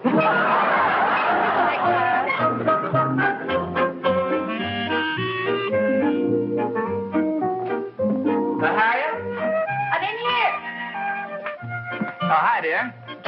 Hi, how'd you like a sandwich for lunch? Oh, that'll be fine. I have a little surprise for you. Oh, good for you. Well, do you want to ask me what it is? Okay, dear, what is it? No, not so fast. It's going to be a real surprise. Well, come on, tell me. When you hear about this, you're going to dance with joy. You know how you're always after me to take you to something cultural and artistic? No, but go on. Well, you'll never guess where we're going tonight. It's cultural, and you'll love it. Fellows started telling me about it downtown, and I just couldn't resist buying 2 tickets. You'll have to be on your toes to guess it. You got 2 tickets to the ballet. How did you guess it? From that eager look in your eye. You should have seen the crowd standing in line for tickets. It must be a sellout. Why are you looking at me so funny? When are you going to tell me about the policeman? Well, how did you know about That's what happened, isn't it? The policeman practically forced you to buy the tickets? Well, yes. How did you know? Honestly, now, aren't you ashamed of yourself? Well, no, not especially. Why should I be? Why didn't you come right out and tell me why you bought the tickets? Well, Harriet, you're making a big deal out of nothing. I was going to tell you, but you didn't give me the chance. Well, all I heard was a lot of talk about culture. Well, Harriet, this is ridiculous. In the first place, what difference does it make why I bought the tickets? The important thing is I've got 2 wonderful seats right in the front row. Front row? Yes. I understand this is not only a ballet, it's practically an athletic exhibition. Well, that's just dandy. Hey! Hey, where are you going with my sandwich? Your sandwich, this is mine. You make one for yourself. Well, tell me one thing. Do you want to see the ballet or don't you? Frankly, no. Okay, that's fine with me. Now sit home and wade my way through some of those dull books you got me a couple of weeks ago. Oh, that won't be necessary. I'll be going downtown a little later, and I'll bring you back a copy of the Police Gazette, La Vie Parisienne, and Captain Willie's Bizbang. Captain Billy's Whiz Bang. Whiz.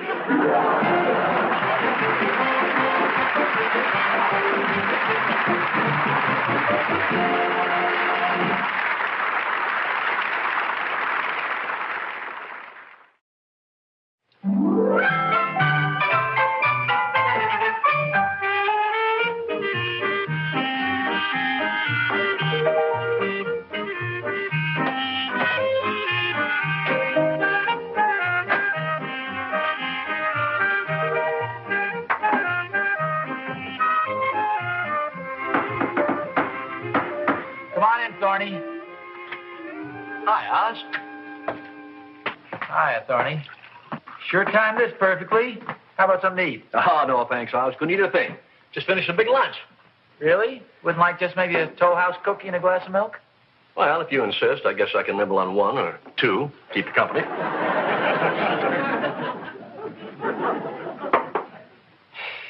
What's the matter? Seem a little on the worried side today. Oh, Thorny, sometimes I just don't understand women. Yeah, they're not difficult to understand once you realize they're impossible to understand. Harriet sure is impossible to understand sometimes. I came home with 2 tickets to the ballet today, and how do you think she shows her gratitude? She makes you go with her. No, I was perfectly willing to go with her. She seems to be more interested in why I bought the tickets. For years now, she's been trying to get me to take her to something like this, so when I finally bring home tickets, she doesn't want to go. Yeah? What do you plan on doing with the tickets? I don't know. Do you want them? Well, it all depends on how much you're asking for them. Has to be within my price range. Well, they're free. Free, huh? Is that for 2? Yeah, that's for 2. Is that within your price range? That's the exact amount I had in mind. I've got them right here, Thorny. Here you are. Thanks, Oz. Hope they're good seats. Want to be sure to get your money's worth. Oh, they're very good. They're in the front row. Okay. Remember now, you gave them to me. Well, certainly I'm not an Indian giver. Good. I'm glad to hear it. So it's agreed that the tickets now belong to me. You don't have to put them in that safety deposit vault, you know. I'm not going to steal them away from you. Well, I guess it's okay to let you in on the news. Evidently, you don't know what the ballet's about. What do you mean, what it's about? Well, it's called Escapades Along the Riviera, and it takes place in France, on the beach. The French beach, Oz. Wait a minute, you mean to say there are going to be a lot of French girls dancing around in scanty bathing suits? What kind of a ballet do you call that? Well, pretty darn good if you ask me. I understand they even sell chocolates between the acts. Oh, Thorny, this is terrible. Well, no wonder Harriet acted so funny when I brought the tickets home. She probably thinks I wanted to see the show just to see this Riviera thing. Now, she'll never believe that I really wanted to see the ballet. How am I going to explain this to Harriet? Well, very simple. Be honest with her. Explain that you had no idea what it was like. That you wouldn't think of going to see anything like that. Well, and then what? Well, if you can get out tonight, I'll take you to the ballet. Ridiculous. Oh, come on, Oz, be my guest. Some sucker gave me his tickets. Aren't you going to take Catherine? Well, I'm afraid she doesn't quite appreciate the finer things like that. Escapades along the Riviera. Imagine that. I don't have to imagine it. I'm going to see it. And from the front row, too. I'll just have to figure out some way of explaining this to Harriet. Maybe I ought to soften her up first. Yeah, I think I'll go down to the drugstore and buy her a nice big box of candy. Would you like to go along with me? No, I haven't got time. I've got to get slicked up for the ballet. Well, when Catherine finds out about this, she's liable to unslick you. Don't worry about that. Catherine's a very broad-minded woman. On her good day, she's very reasonable and intelligent. Well, I'll see you later then, Thorny. I'll go down and buy the candy. Oh, wait a minute, Oz. The second thought, I think I will go. I think I'll buy a box for Catherine, too. It's liable to be one of her bad days.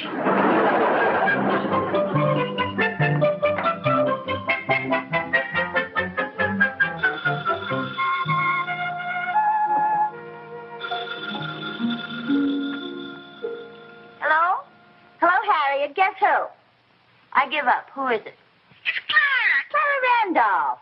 Well, for goodness sakes, Clara, you could have fooled me. Yeah, I was using my throaty voice. It fools everybody. What's on your mind? That is, what were you calling about? Well, please forgive me, honey, if I sound a little silly, but I'm practically in hysterics. It's the funniest thing I ever heard of, and that's the honest truth. What happened? Joe went downtown, found out a little bit more about the ballet. Listen to this. It'll kill you. Go ahead, I'm listening. Well, it does take place in France. It is on the beach. But the date of the thing is 1870. And the girls will be wearing bathing suits, but, honey, did you ever see pictures of bathing suits in 1870? The dancers will have on more clothes than the audience. Oh, well, that's wonderful. Isn't it a scream? Joe phoned a little while ago. Wanted to know if I wouldn't rather go bowling tonight. I wish you could have seen his face. Come to think of it, I wish I could have seen his face. Are you going to make him take you to the ballet? Oh, you bet I am. You know, Harriet, you can fool some of the people all the time, and you can fool all the people, some of the people. Well, whatever it is, it's the honest truth, and that's the honest truth. Goodbye, Clara. And thanks for the news.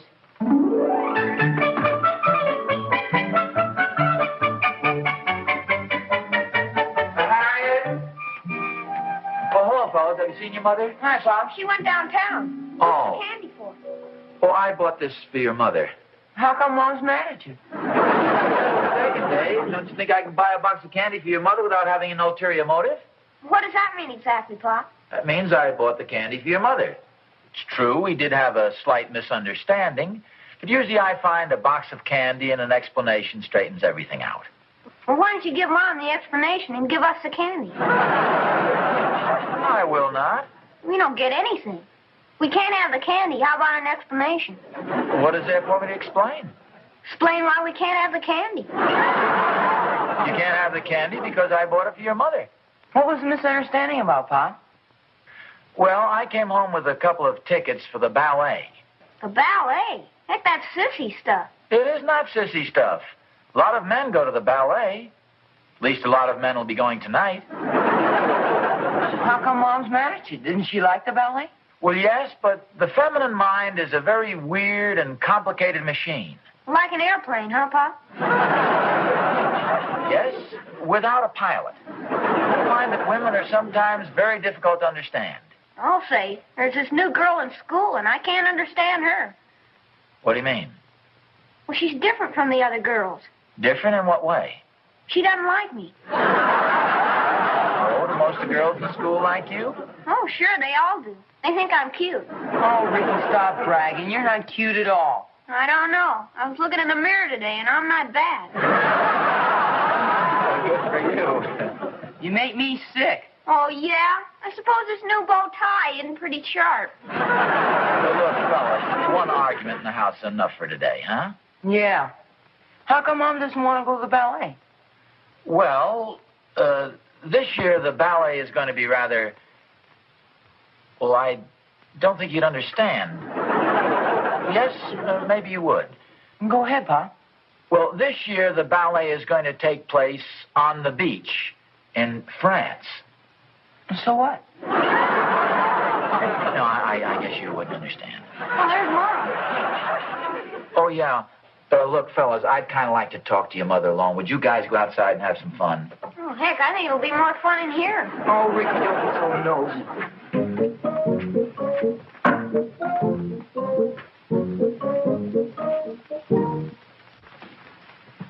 Hello, dear. Hi. I have something for you. Surprise? No, I better forget that word. You see, I bought you a box of candy. Some Riviera mints. Riviera? Thank you very much, dear. And Harriet, I just found out what the Riviera Ballet is really all about. Thorny told me. Oh. And honestly, dear, if I'd known it before, I never would have bought the tickets. Well, at least you're honest about it. It doesn't interest me anymore now. I'm glad you don't want to go. Who wants to go see a show with a bunch of girls dancing around with skimpy bathing suits on?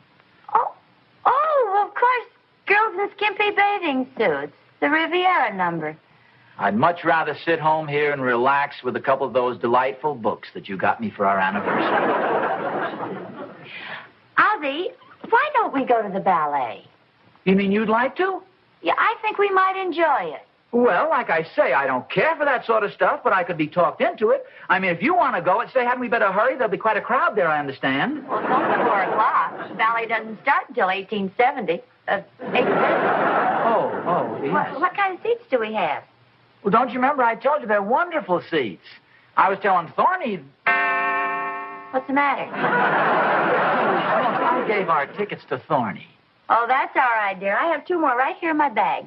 Well, don't tell me that same policeman passed some off on you. No, his wife did. He was out to lunch. Had me worried there for a minute. I was afraid we were going to have to miss it. I know you're looking forward to seeing it. Oh, I wouldn't miss this show for the world. What are you giggling about? Oh, nothing. It's just my fiendish sense of humor, I guess. Well, what do you mean?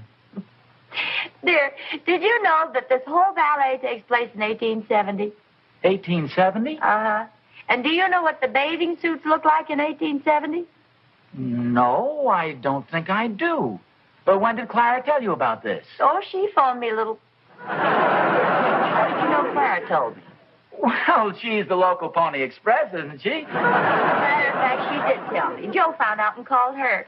She was going to make him stay home tonight, but now she's insisting he go to the ballet. Oh, poor old Joe. Yeah, poor old Ozzie, too. You're not going to worm out of it. Well, of course not. I'm looking forward to it. Oh, by the way, Joe said to give you his best regards. Joe Randolph? Yeah, I met him down at the drugstore. He was buying a box of candy for Clara. Well, what for? She isn't mad at him. No, but he figures she will be when she sees the ballet and finds out the little trick he played on her. You mean that Joe deliberately made up that 1870 business? Let me see if I can remember his exact words. He said there's more than one way to bag a cat, and I do mean Clara.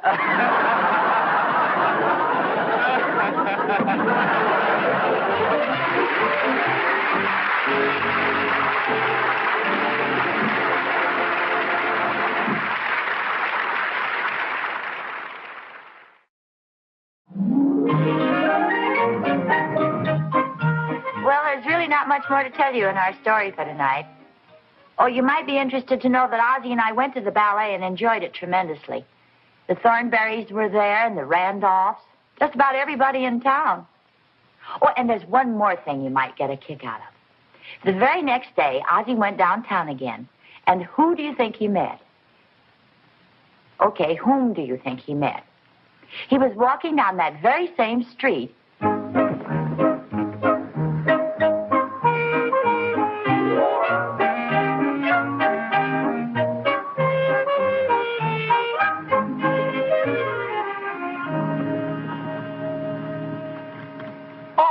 Officer? Oh, hello. Oh, you're the fellow I sold the tickets to yesterday. Yeah, say, my wife and I took in the show last night. We thought it was great. Well, that's fine. Did you sell many tickets today? No, I'm being transferred to the West Side Arena beat now. Wrestling every Monday, Wednesday, and Friday. Oh, You good. like wrestling? Oh, yes, I enjoy an exhibition every now and then. Well, my brother is half owner of the place. I have some tickets if you... Oh, thanks a lot. I came down on the bus today. Well, anytime you want to avoid the line, just look me up.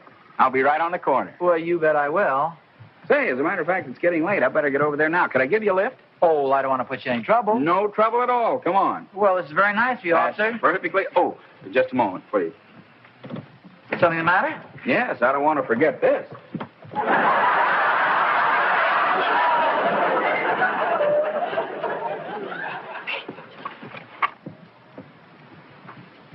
Oh, by the way, just in case there are any police officers viewing the program, we want you to know that we're only kidding. Honestly,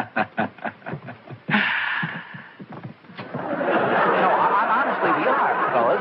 We're only kidding. Scout's honor. We're fooling.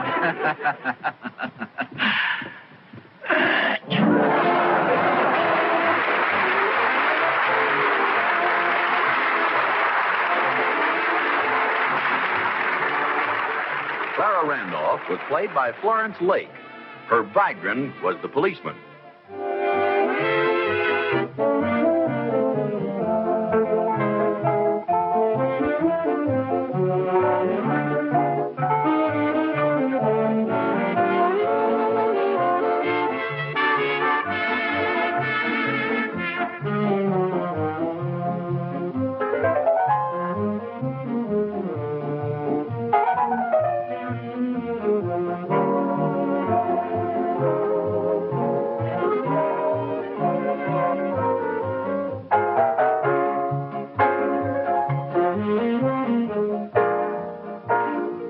Next week, The Adventures of Ozzie and Harriet, starring the entire Nelson family, Ozzie, Harriet, David, and Ricky, will be brought to you by Hot Point Quality Appliances. Remember, look to Hot Point for the finest first. Boy, I sure hate homework. Well, everybody does, but you have to do it. What have you got there? Listen to this. We're supposed to give an example of a compound sentence. I wrote, my mother likes to cook, and especially likes to cook on our new Hot Point stove. Is that a good example? I think it is. It's also a good commercial, huh?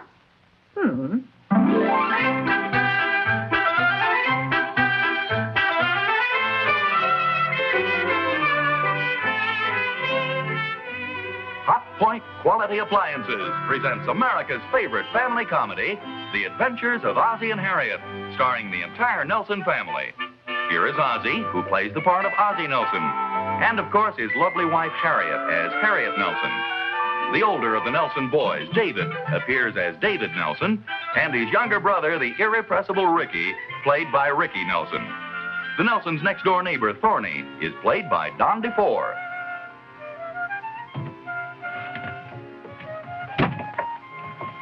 Who's that in the closet?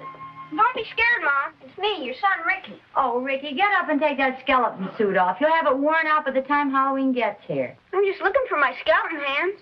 Well, you won't find them in there. You come on, get up and take that suit off. Gives me the willies anyway. Oh, gee. What's the trouble? Well, take a look on the floor of the closet. What is that a dog in there? No, you better take another look. That happens to be your small son. Well, how about that? I could have sworn some dog left his bones in there. Neat outfit, huh, Pop? Yeah, sure scary, all right. Aren't you rushing the season a little, though? Halloween isn't quite here. I'm just getting all my bones together. I thought they were painted on the suit. Oh, no, the hands come separate. Do you mean to tell me they have hands for those outfits? Well, sure. I guess you never seen a real-life skeleton. No, come to think of it, I guess I never have. And I'll gladly forego the pleasure, thank you. You're welcome. It's a neat outfit, huh, Pop? Yeah, like I say, it's plenty scary, boy. You think anybody will recognize me? Well, you sure had me fooled. Hi, Mom. Hi, Pop. David, guess who I am? Oh, brother. Darn, how'd you guess? Oh, sure he did. What have you got there, dear? Oh, just some stuff for a Halloween party at school. I'm the treasurer. Oh, I didn't know you were going to have a Halloween party at school. Well, we're just going to dress up and play some games. Oh, that sounds like fun. School parties always are. You said it. We get out of studying. Yeah, Halloween's a lot of fun for kids. And don't you like Halloween, Pop? Oh, sure, but you know, as you get a little bit older, you get kind of tired of that stuff. You mean going to parties and playing games and stuff? Yeah, see, there are certain traditional and seasonal games like pin the tail on the donkey and ducking for apples, and they get a little stale as the years go by. We make up a lot of new stuff, Pop. What do you mean make up new stuff? We bring the old-fashioned games up to date. Well, that sounds interesting. How do you bring Pin the Tail on the Donkey up to date? Or shouldn't I ask? Oh, sure. You draw a big picture of the teacher's face on the blackboard. Oh, I don't get the connection. Well, then we play the game. And what do you call it? Draw the mustache on the teacher. Well, I have a hunch the teacher's going to walk in one of these days and you'll have a new game. I am not Salvador Dali on the blackboard 50 times. Oh, no, Pop. Our teacher was the one who made up the game. You know, sometimes this modern psychology puzzles me a little. They call it relieving suppressed desires. Yeah, I guess it does it bad. How's it seem to work? Heck, I don't even know what it means. Probably part of the psychology. You and Mom going to a Halloween party this year, Pop? Yeah, I suppose the girls will get together and whip up some sort of a deal at the last minute. They usually do. Gives them an excuse to dress up a bit. Well, as a matter of fact, we were talking about that yesterday, and I think we'll skip it this year. Well, I'm sure you won't get any objection from the men. Personally, I think it's about time we gave Halloween back to the kids anyway. Well, it'll save us a lot of trouble. Trying to drag you guys out of the house to a party is no fun either. I like going to parties. Oh, boy! Hey, stay out of that, Ricky. And what is this white stuff? That's paint for the faces. Hey, neat, boy. Leave it alone. That's for the party at school. I could put this on my face and look just like a skeleton. Hey, you could that. Let me see it. Oh, gee, Pop, that's for the party at school. I bought it with the class money. That's okay. I'll only use a little of it. Gee, I can see the headlines now. Boy uses school friends to turn brother into skeleton. I'll give you a little extra change if you need it. Why am I gonna look spooky? I hope that stuff comes off. It's supposed to. It's a pretty good paint job, I think. We got some black stuff here, too, Pop, if you want it. Oh, yeah. Hey, that's swell. We could use this for the eyes. Look at this, Harriet. I never thought I'd see the day when I'd sit here and let your father blacken your eyes. How do you like that? Eyes, nose, and mouth. Yeah, that sounds like the usual arrangement. I look at myself. Oh, boy, do I look gruesome. Pretty neat job, hey? Yeah, but where can I hide until Halloween? I suggest dunking your head into a nice bowl of soap and water. You can put that war paint on again when the time comes. I just want to leave it on until I rehearse my theme song. Your theme song? Sure. The ankle bone connected to the shin bone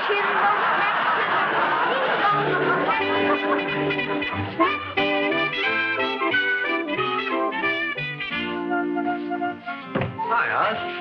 Oh, hi, Thorny. Hey, what are you doing with the broom? Well, you know, Halloween, once a year, usually celebrate. Holy smoke, what's wrong with your hand? It's all white. Looks a little undernourished. Oh, no, I just put a little Halloween makeup on Ricky's face. Kids are going to go out to trick-or-treat tomorrow night, and he's going to dress up as a skeleton. Boy, Halloween is sure a lot of fun for the kids. Yeah, it really is. Gives them a chance to let off a little steam. As a matter of fact, we've had some pretty good parties the last few years. Well, they've been okay. Personally, I still think Halloween is mainly a night for kids, though. Come to think of it, I don't think I've heard anything about this year's party. What are the girls planned, you know? Oh, from what I understand, I'm not going to give a party this year. Oh, that's a shame. Don't you think we could talk them into it? Well, are you kidding? Let's leave well enough alone. Don't tell me you actually enjoy those horrible fiascos with those corny games and those idiotic costumes. Well, there's a lot of trouble at that.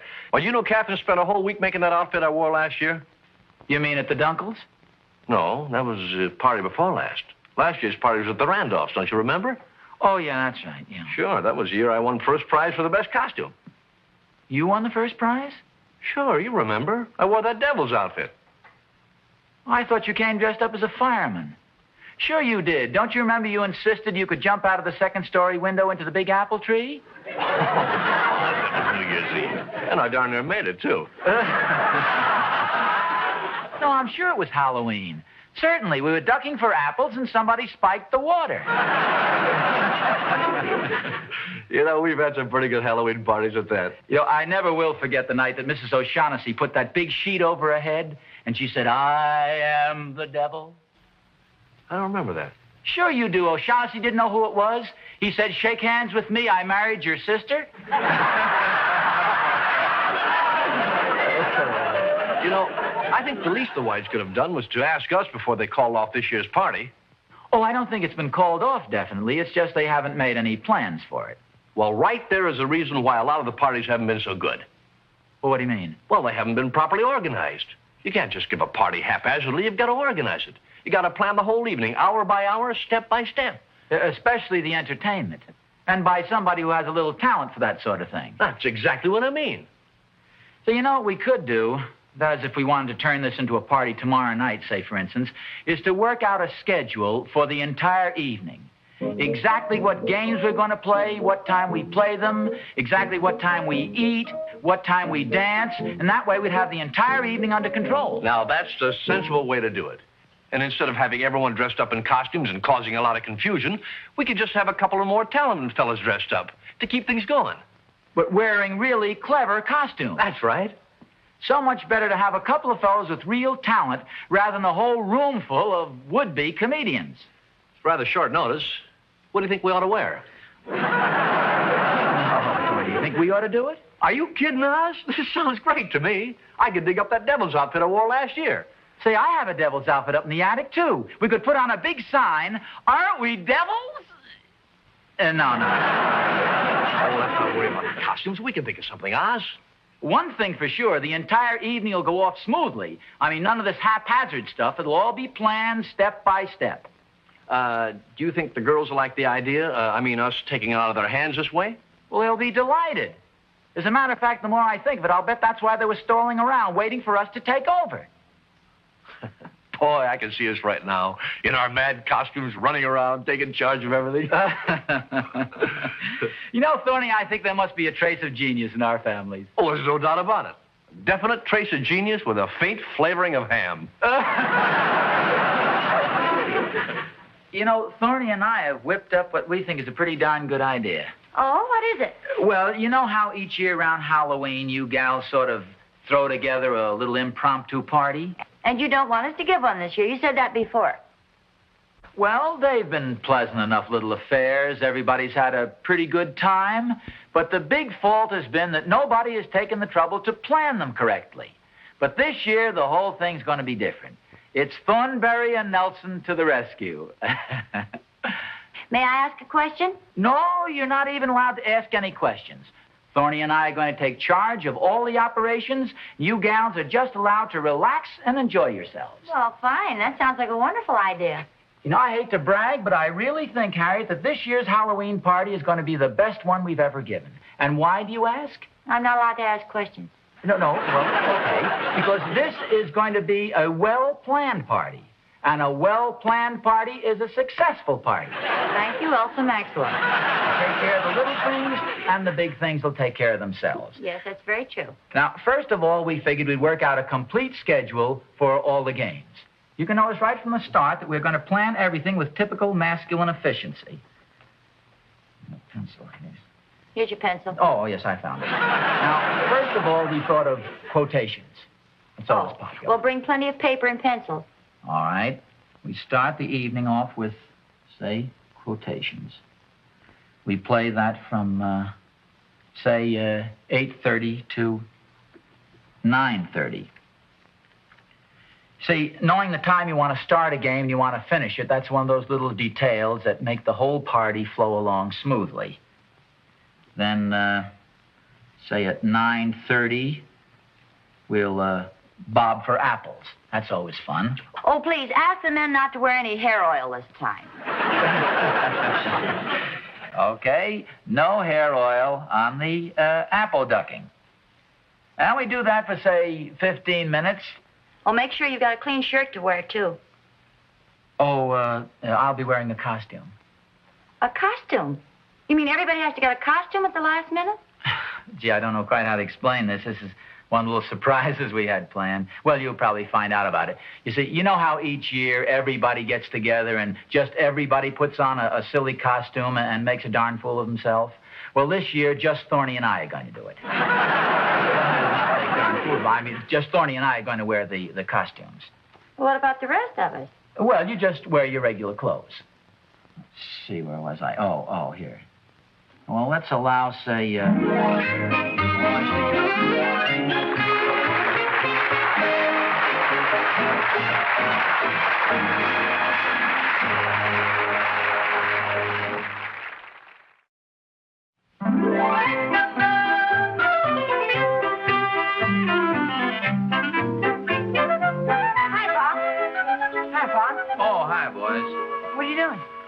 just checking over this list of things we're going to do at the party tonight.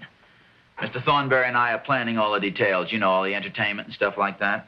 What kind of entertainment are you going to have? Well, that's what I'm checking over now. You boys know the secret of a successful party?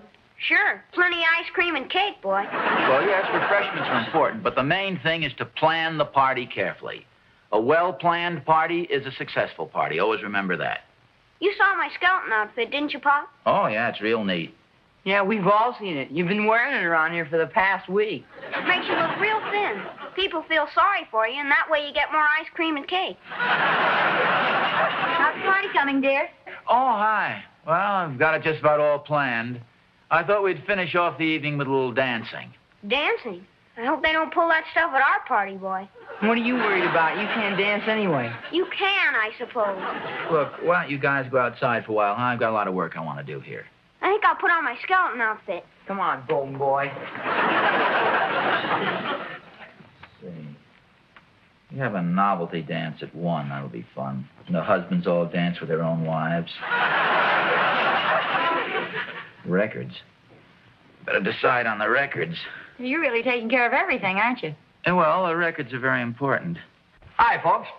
Oh, hiya, Thorny. The back door was open, so I barged right in. Well, good for come you. on in. What do you got in the box there? Well, I can show you, Oz, but Harriet will have to leave the room. It's a surprise for tonight. Well, come on, Harriet. You heard the man. Okay, I'm leaving. I know when I'm not wanted. Well, come on. Let's see the big secret. Here, Oz. Take a look for yourself. What's this, new seat covers for the car? Oh, Oz. You know Sandy McTavish over at the lodge? Yeah? Well, he let me borrow the Scotch outfit. Oh, how about this? Make a terrific costume for the party. Oh, this is wonderful, Thorny. Yeah, I left the bagpipes at home. Got bagpipes and everything, huh? Oh, certainly. You ought to hear me wheeze out Annie Laurie. How about this? This is wonderful. Say, by the way, have you got the program all set? Well, yeah, I'm glad you reminded me of that. Here. I have a few items here that we need for tonight. I thought maybe you'd run down the store and pick them up, okay? Say, what am I, the errand boy? Well, you got to do some of the work, too, Thorny. Just a short list. Here, we need some oranges here. Maybe about 2 dozen. I thought we'd play that orange game where you tuck it under your chin. Yeah. And then get some comic prizes for the game. There's somebody at the door. Here, you better get the stuff out here. Yeah. Comic prizes for the games. You know, just long noses, anything funny. Just use your own judgment, okay? Yeah, okay. I'll see you later. And don't let Captain see the costume. No, I won't. Just a moment.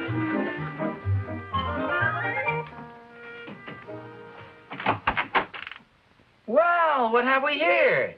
Trick or treat! Trick or treat! Oh, well, you look like a couple of desperate characters. I'm afraid I'll have to give in.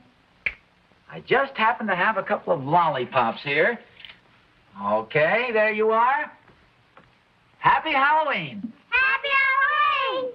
Hey, wait for me! Who is that? No, it's just a couple of neighborhood kids with that trick-or-treat stuff. You should have seen them, the cutest little guys. Oh. Say, listen, if you've got just a minute, there's just one question I'd like to ask you about the party tonight. Harriet, please, I told you before, you're not allowed to ask any questions at all. The whole affair is in very capable hands. Well, I just want to know one thing. I know. All you're allowed to do is just put on your nicest party dress and be ready at 8:27. Thorny's stopping by for us then. Well, okay, dear. Oh, I'll get it. It's probably some more of the neighborhood kids. Oh, all right. Well, there's some lollipops on the chair there. Yes, I know. Trick or treat. You heard me, trick or treat. Don't you know this is Halloween? Well, yes, but aren't you a little old for this sort of thing? How old are you anyway? 53. Ridiculous. Who ever heard of a full-grown man out trick-or-treating? My little boy's over in the next block, and I'm just giving him a hand. No, but you don't even have a costume. Naturally. What do you think I am, a child? Trick or treat. Okay, I have some lollipops here. Here you are. Here's 3 lollipops. Only 3? Well, of course. I mean, there are lots of other children around the neighborhood, too, you know. Hey, they're lemon. My kid just loves lemon lollipops. Thanks. Oh, good. How old is your little boy? 25.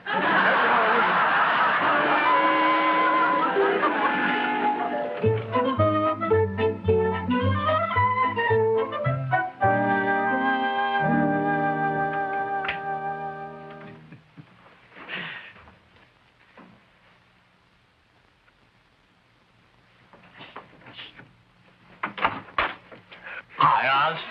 How do I look? Terrific. Boy, so do you. That is really terrific. What happened to the bagpipes? Well, I was playing them a little while ago, and all of a sudden I had a blowout. Are the kilts a little long? Should they come all the way down to your ankles like that? Well, I don't know, Oz, but after all, McTavish is about 6'6" and he's got very long legs. Oh, yeah. Let's just say that the new look has finally come to Scotland. You like my devil's outfit, huh? Oh, that is sensational. That's terrific. I had to go in the closet to put it on. Harry doesn't know what I'm wearing, you know. Yeah, Catherine hasn't seen mine yet either. Boy, I'll be moving for a big surprise. Harriet, we're ready. I'll be right down. Say, Oz, do you mind if we go in your car tonight? Well, no. Any particular reason? Well, I've got these kilts on. I'm afraid if I drive, it'll be a little drafty. Well, we'll take it. All right. Swell, good. Holy smokes! Hey, David, where do you see Pop? Like this, huh? Oh, hi, Mrs. Thornberry. No, that's Mrs. Thornberry. Oh, you didn't recognize me, Holy smokes, what's going on in here? Look at Mr. Thornberry's dressed up like a woman. No. I'm a Scotchman. Look at Pop, he looks like the devil. Yeah, so does Mr. Thornberry. Oh. Have a good time at the party, Pop. Okay, take it easy now, boys. Okay, I'm all ready. Let's go. Goodness sake. Surprise. Oh, honey, what an outfit. Thorny, what's the idea of the evening dress? Oh, these are just extra long kilts. I'm a Scotchman. I didn't know it was a costume party. Oh, no, don't you remember I told you yesterday, Thorny and I are the only ones dressing up? Say, we better hurry. Catherine's waiting next door for us. Oh, yes, Harriet, we're going to take our car. Would you get it out of the garage? I want to go over with Thorny and get a look at Catherine's face when she sees that outfit. And if she calls me Harriet, I'm not going. I'm not either. We'll meet you right out front, Harriet. Hey, wait a minute. Where are we going? Oh, to the party. No, I mean, whose house is the party being given at? You never did tell me. Well, now, wait a minute. You mean to say you girls haven't decided where the party's going to be held tonight? Well, no, you said you and Thorny were going to take care of everything, that the girls weren't to worry about a thing. Well, Thorny, didn't you decide where the party was going to be given? Oh, now, wait a minute. Don't blame this on me. But you... Well, Harriet didn't. Isn't anybody giving a party tonight? Somebody always gives a party on Halloween. Gee, I got the games all planned and everything. Well, turn around, Oz. We can still play pin the tail on the donkey. Very good. Well, there's one sure thing. We can't let the evening go to waste. Say, wait a minute. I've got a wonderful idea. Such as what? Well, you've heard the slogan, movies are better than ever. We'll see a movie. Oh, no, I'm sorry. I'm not going to any theater with you two guys dressed like that. Who said anything about a theater? We'll go to my house. Hop Along Cassidy comes on in exactly 5 minutes. I'm going to pick up his scarf.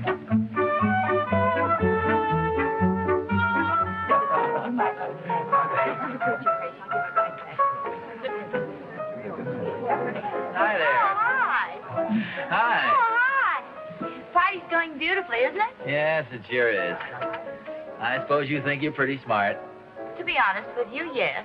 Fine thing. Making believe you didn't know where the party was going to be held. Well, believe me, I didn't until about 4 o'clock. It wasn't until all us girls started talking it over and discovered that nobody was having one. Well, it's nice of Catherine to have the party here, though, isn't it? Yes, it is. You know, I'll admit that I did overlook one little detail, but you have to admit that everything's going along real smooth, don't you think so? Everybody having a good time and all? Well, that's what I said. It's a wonderful party. And you know why? Because everything has been planned. All the details have been arranged. A well-planned party is a successful party. Let's see, it's 11:45. I think we'll have the refreshments at about 12:13. Fine. What are we having for refreshments? Beg your pardon? I said, what are we having for refreshments? All the girls have been asking me. Oh, wait a minute. Don't tell me you girls haven't prepared refreshments. Of course not. This is your party. Don't tell me you've overlooked another little detail. I really had you going there for a minute, didn't I? You don't think we'd overlook the refreshments, do you? Where are they? Don't worry, dear. I'll take care of everything. You just go ahead and join the folks. I'm going to take care of a few more details. Need any help serving? No. Just have a good time, and I'll be right back. All right, if you say so.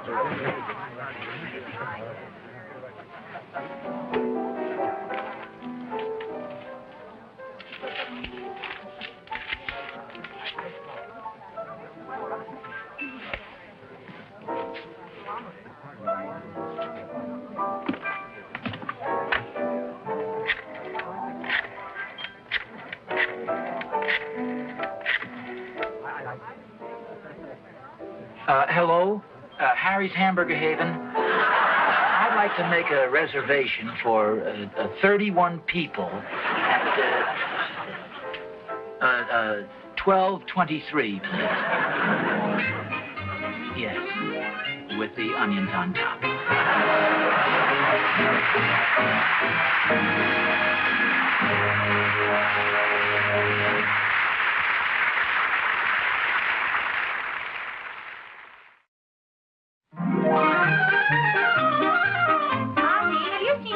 Jacket any place? Well, yes, it's right there in the living room. Oh. Why, are you going downtown? Yeah, I'm going to market. Before you go, you must admit we all had a good time at the party last night. We certainly did. Everybody had a wonderful time. No, thanks very much. Of course, I'll admit we did forget a couple of little details, but we didn't forget to do the dishes, and we didn't forget to clean up the place. No, it was very nice of you. You know, they say that men forget even more than women. Oh, Jiminy, that reminds me. I was supposed to meet Clara Randolph downtown. Oh, that clock must be stopped. What time is it? It's, where's my watch? Oh, for goodness sakes, I left it on Thorny's coffee table. You know I was timing the charades last night. I'll get it for you. Oh. And that reminds me, I need some money. I don't know what you do without my wallet. Neither do I. Wait a minute, where is my wallet? Oh, remember there were no pockets in the devil's outfit? I must have left it upstairs on the hall table. Oh, well, I'll get it for you. Oh. You sure there isn't anything else you've forgotten? Well, now, wait a minute, let me check. No, it's still on.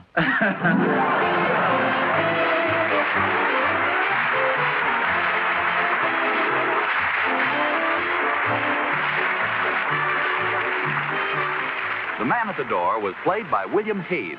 The little children were Jerry Mathers and Vicky Churchill.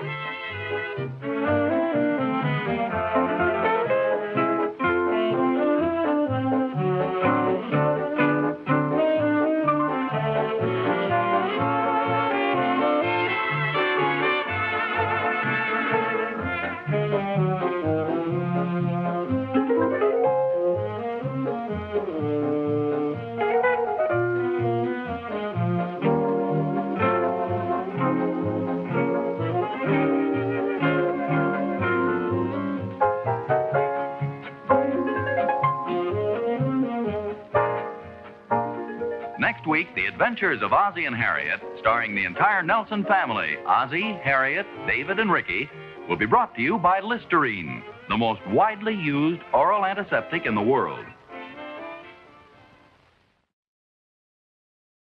Hi, everybody. I'm Harriet Nelson. You know, around our house, we're great believers in regular brushing of the teeth. As a matter of fact, if I'm not mistaken, David and Ricky are upstairs brushing their teeth right now. Oh, hi. I'm David Nelson. I figure if you got to brush your teeth anyway, you might as well use Listerine toothpaste. Oh, my little brother Ricky here feels the same way about it. Yes, sir. I don't mess around, boy.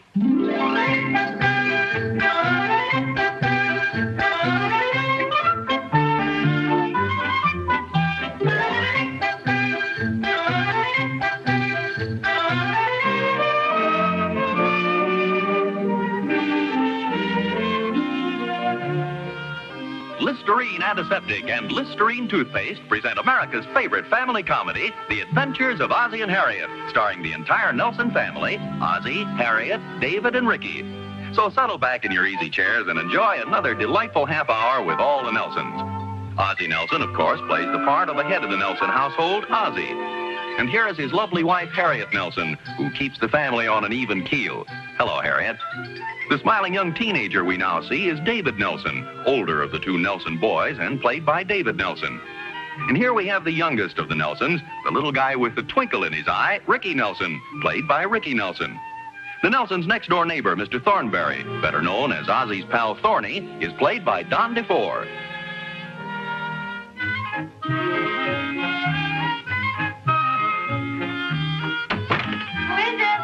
Just me, Harriet. I went out to get the mail. You have a lot more courage than I have. There'll liable to be a lot of bills there. Well, I figured I'd work up to it gradually. Oh, boy, that perfume you're wearing is really something. Perfume?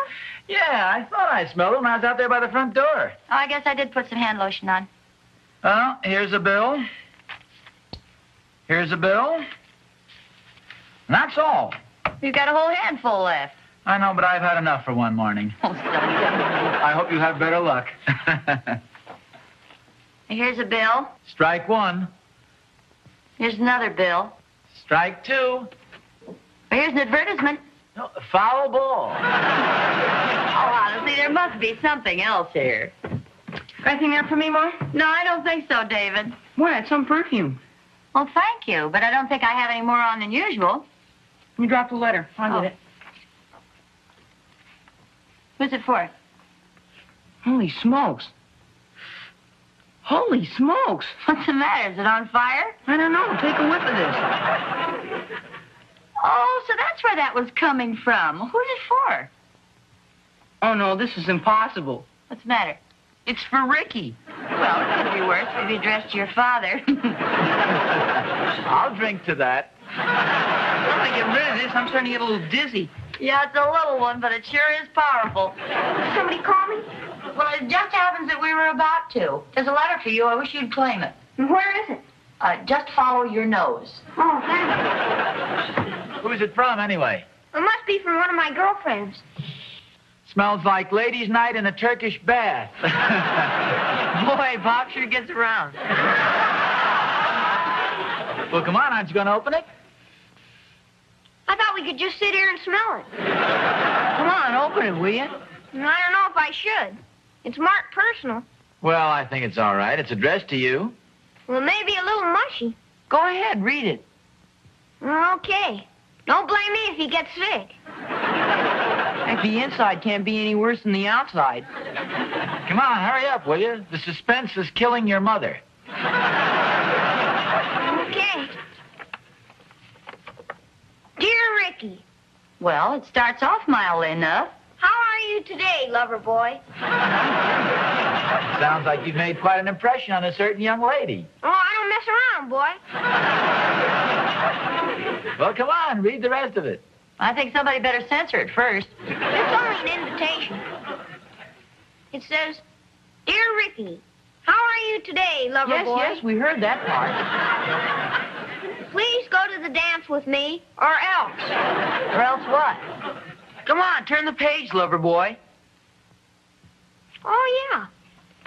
Please go to the dance with me, or else I'll have to ask Andy Andrews. And I don't want to ask Andy Andrews to the dance because I don't like Andy Andrews as much as you. And besides, he can't dance. Well, that makes sense.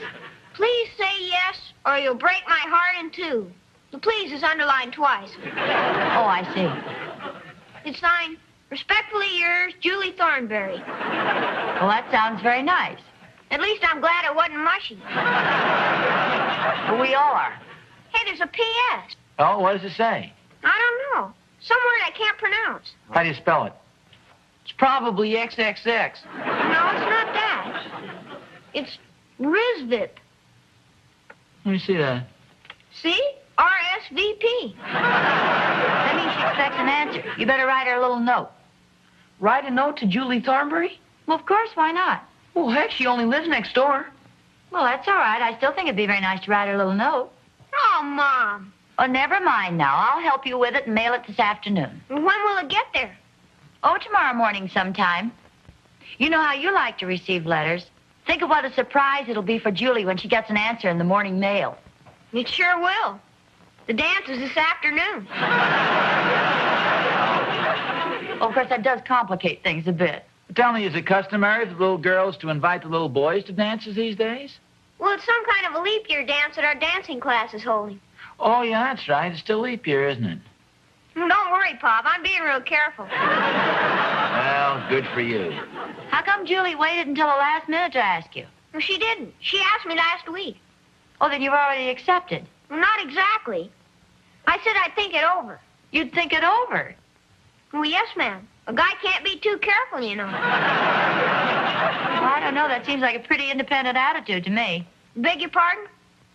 Aren't you afraid she'll run off with somebody else? Well, how can she? I'm the fastest runner in our class. Big deal. Well, nevertheless, I think he's right. After all, you know the old saying, there are plenty of other fish in the sea. Well, if you ask me, that's a pretty dangerous attitude to take. Yeah, you better be careful, Ricky. First thing you know, your big romance will go right down the drain. And Julie's a cute little dish, too. Well, heck, it's just like Pop said. There are plenty other dishes in the sink. Well, anyway, you've got plenty of time to worry about girls later on. I should think you'd rather be out playing football than attending some dance with a bunch of girls. Oh, fiddlesticks, I think it's a very nice idea. Well, maybe you're right. After all, he's not going to be playing football all his life, but he will be meeting and associating with people. And girls are people. I'll drink to that. Well, I still say if I were you, I'd rather be out playing football with David and the rest of the guys. Heck, I'd rather go to the dance. I don't get it. Whenever I play with those big guys, they always make me play center. Well, playing center's a lot of fun. For both sides? The defense rests.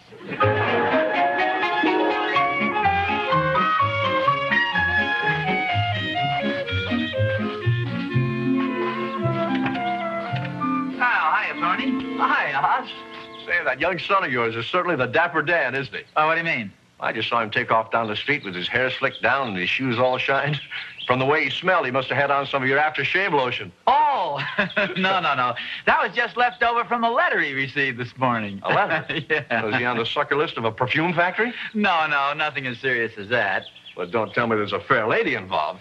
Yes, I'm afraid there is. In fact, it's your daughter, Julie. Oh, so that's it. Well, all I can say is I certainly feel sorry for Ricky. That young daughter of mine is a very determined young lady. Well, don't worry about Rick. He's a pretty fast runner. Well, he'll have to do more than just run. You seem to forget this is still leap year. She'll take him right over the hurdles. Well, I don't think he'll put up too much of a struggle.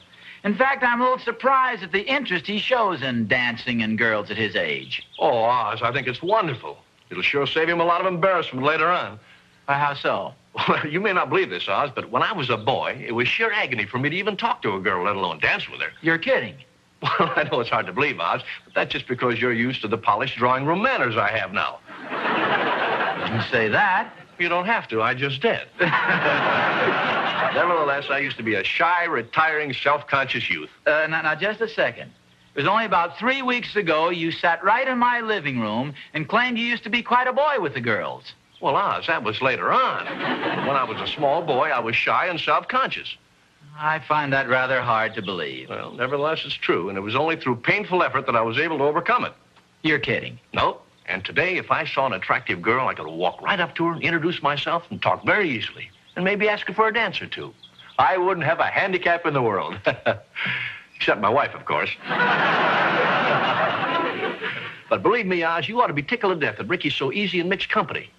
And according to the rumors I hear, he's quite the lady killer. Well, you know the old saying, like father, like son. Yeah, I know the saying. What about it? Any wonder Ricky should turn out to be a lady killer? Junior grade, of course. Well, I can see where you might have gotten by okay in your youth. No. Wait a second, Thorny. Don't you go around telling everybody I used to be a devil with the girls or they couldn't resist me. All right, Oz, I won't. I should hope not. However, if you should happen to blurt it out by mistake, don't worry about it. I don't think there's any danger of that happening. You know, I never realized what a strong influence I must have had on the boys. Well, it's strange of you to overlook it. Those smooth manners, those fine social graces, little of it must have rubbed off on them. Well, now that you're getting back to normal, I think I'll be running along. You see, what we don't realize, Thorny, is that a boy naturally identifies himself with his father. Now, you may say he's a little young for that sort of... Oz, just let go of my arm. I've got to be running along. Look, what's your hurry? For goodness sake, stop pulling away. Oz, you're hurting my arm. Well, then stop interrupting me. Me? You're the one that's doing all the interrupting. Well, then stop interrupting me when I'm interrupting you. Talk about smooth social grace and good manners. You're positively childish at times. Oh, yeah? What about yourself? Oh, yeah? Yeah. Oh, yeah? Yeah. Oh, yeah? Yeah. Hi, Pop. Oh. Hello, Mr. Thornberry. Hi, Hello, son. Ricky. I'm going to dance now, Pop. Oh, that's nice. Well, be sure and act like a little gentleman. Yes, sir. Be careful of your manners. Yes, sir, I will.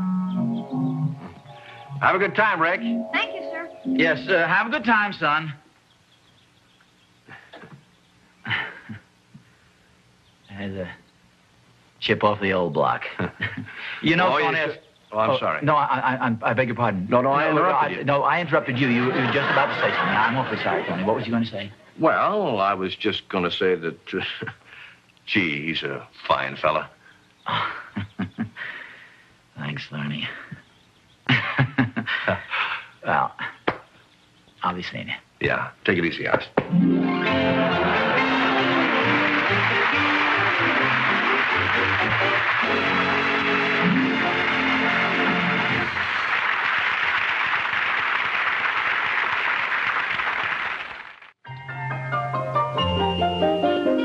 Did you go to a dancing class when you were a little girl? I did. Every Saturday afternoon in our town, the dancing class would meet at the Women's Club auditorium. A very pleasant, chubby little lady would play the piano, and the girls would sit around and giggle, and the boys would wait expectantly for the ice cream and cake to arrive. In fact, I think that's the only reason they ever showed up at all. You know, things haven't changed very much since then. Ricky's gone down this afternoon to the Woman's Club to attend a dance given by Mrs. Davenport's dancing class. Let's see. Yep. I would guess it's just about time for the refreshments to arrive.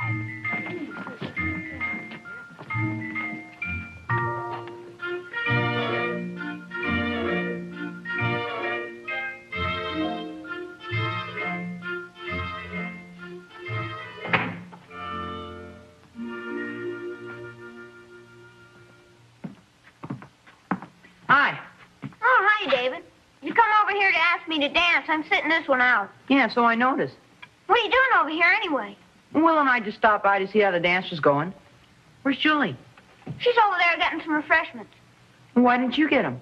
I did. I got mine right here. I mean, Julie, you're supposed to get your partners, too, you know. Heck, I can hardly carry my own.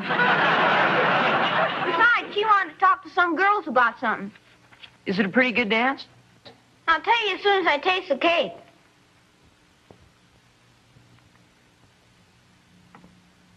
The rest of this dance is as good as this cake. Boy, it's the best dance I've ever been to. Sure got enough there. How about sharing some of that with an old friend? I don't believe I caught your name, stranger. Come on, don't give me any of that stuff. Don't worry, I won't give you a thing. Is that any way to treat your own brother? Your own flesh and blood? Please, I'm eating. This is supposed to be a dance, you know, not a picnic. Who told you could sit over here and stuff yourself with ice cream and cake? Nobody had to tell me. This was my own idea. Come to a dance, you're supposed to dance. Are you kidding? I've been dancing every dance. That's why I'm so hungry. Who you been dancing with? Well, who else? Julie Thornberry. Who else? That's all, just Julie Thornberry.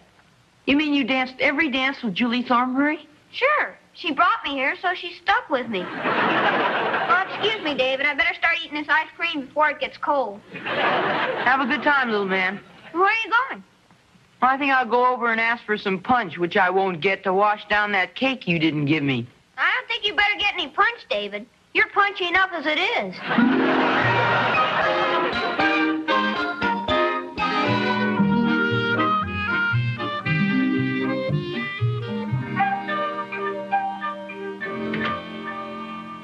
Pop. Oh, hi, Dave. Hello, dear. Where have you been? Well, Will Thornberry and I stopped off to the dance for a few minutes. Oh, aren't the girls a little young for you two big fellas? Oh, sure, but there wasn't anything wrong with the refreshments. Now, wait a minute. Don't tell me you guys went down there to grab a free lunch. Oh, no, we had to work for it. Miss Davenport had some furniture and stuff she wanted moved around. Did you see Ricky there? Heck, you couldn't miss him. You know Ricky. Was he having a good time? Oh, sure.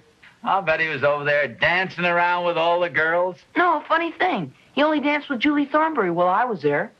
He had every dance with her. You mean he didn't dance with any of the other girls? Just Julie.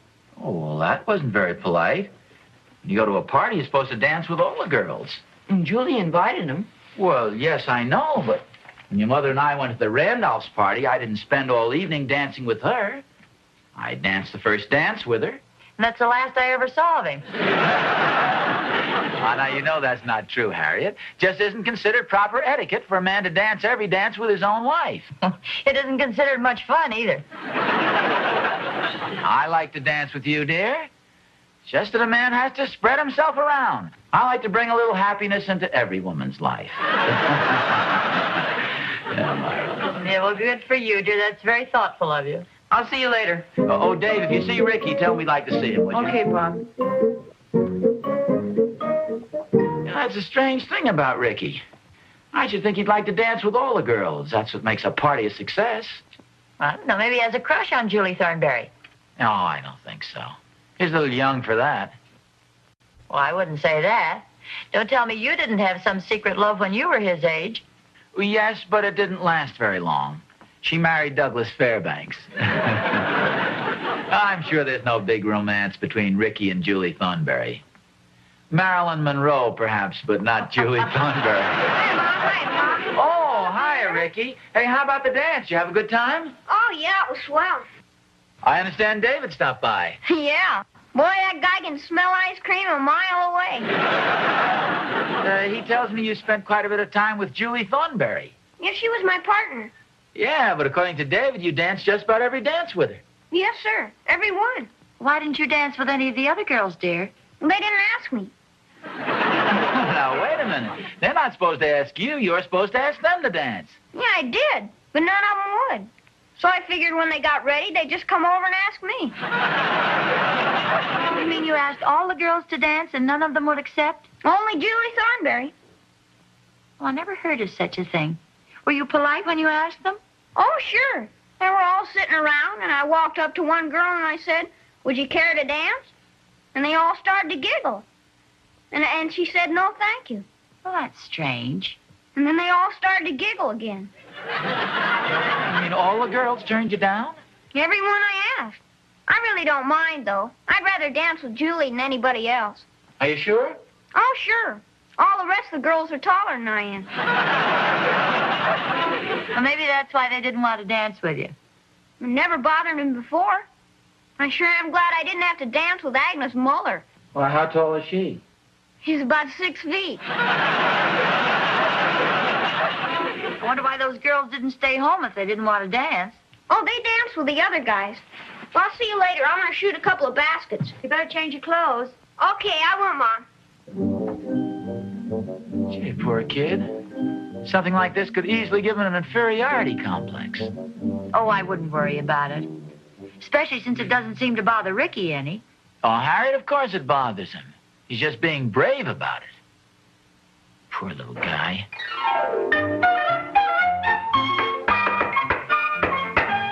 Oh, come on in, Thorny. Hi, Oz. Hi. Hi, Harriet. I thought I'd better stop in and we could talk over terms of the contract. Contract? What contract? The marriage contract, of course. Oh! Looks like those two kids of ours are pretty serious. I understand they never danced together. That's right. Well, look, Oz, I thought we could just have a simple ceremony. We wouldn't have to make it too late since they both have to get to school the next morning. No, sure. And since they're so young, we want to keep an eye on them. So what do you say we build them a tall, thin bungalow right between our two houses? That sounds like a wonderful idea. I guess it does look pretty serious at that. Do you think Ricky can support a family, Oz? Don't forget there are 4 of us. Well, you may have to budget yourself a little. He gets $1 a week allowance. Oh. Well, I'll have to talk to Julie about that. She sure got a crush on that boy of yours. Came home from the dance walking on air. Ricky enjoyed himself, too. Yeah, he says he'd rather dance with Julie than any of the other girls. That's like I say, when she gets her mind set on something, there's no stopping her. She gets that from her mother, I guess. Personally, I think it was kind of a mean trick. What was the mean trick? Well, I don't think I should be telling you this, but after all, it's the only fair thing to do. Did Ricky dance with any of the other girls at the party? No, not a single one. I didn't think so. Well, how did you know? Well, for the past month, Julie's been saving up her weekly allowance. She had quite a bundle stashed away. Oh, fine. That'll make a very nice dowry. Yes, if she still had it. You mean she spent it? She spent every cent of it on Ricky. Well, what was he doing, charging her 10 cents a dance? Oh, no, Oz. She didn't exactly spend the money on Ricky. She spent it for him. I don't get that. Well, to put it bluntly, she bribed every one of the little girls not to dance with him. Oh, so that's why they turned Ricky down. I'm afraid so. That's why I thought I'd come over and tell you so you wouldn't think he was some sort of social outcast. Well, I'll be darned. Boy, Oz, you've got to keep your eye on these women. Do you know where Julie got the idea? No. From her mother. Catherine pulled the same trick on me once at a school dance. Of course, it only cost her 50 cents. Well, everything's much higher these days. Well, of course. Looks like Ricky's really going to have to look out for Julie when she gets a little older. Oh, gets a bigger allowance. I see what you mean. Well, I guess we'll be running along, Oz. I just thought I'd stop over and let you know what happened so you wouldn't spend a lot of money on personality lessons for Ricky. We're glad you did. Well, I'll see you at the wedding. Bye, Thorny. So long, Thorny. How about that? And here we were worried about Ricky's being popular. What these little girls won't think up next, huh? Well, evidently, it must be quite an old trick. Thorny said Catherine pulled it on him when they were kids. Say, wait a minute. This explains something that happened to me when I was a boy. You mean some little girl played the same trick on you? Well, yes, and I just realized it this minute. You see, we had this dance at the high school gymnasium, a leap year dance, and you were only allowed to ask a girl to dance if nobody asked you first. Well, I wanted to dance with all the girls at the party, but this one little girl kept asking me first. She explained it to me at the time, but I didn't believe her. You mean she was paying all the other little girls to stay away? No. All the other little girls got together, and they paid her to ask me before I...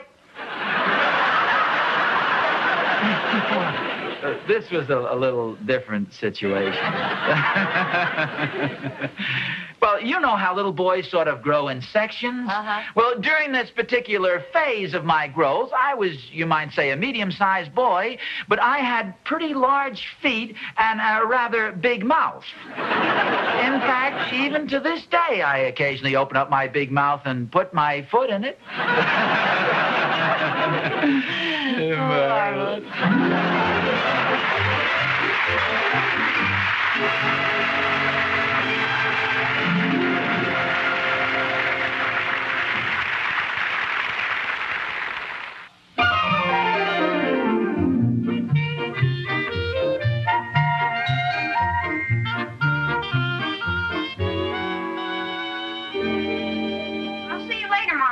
Wait a minute. Where are you going? I'm just going out for a little while. Out where?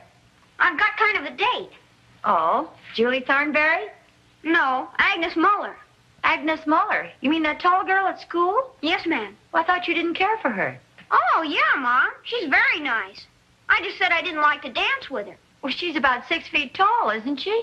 6'1". Well, I better hurry up, Mom. I promised to pick her up at 7. Oh, wait a minute. Where are you going? I'm down in the church. We're going to play some basketball.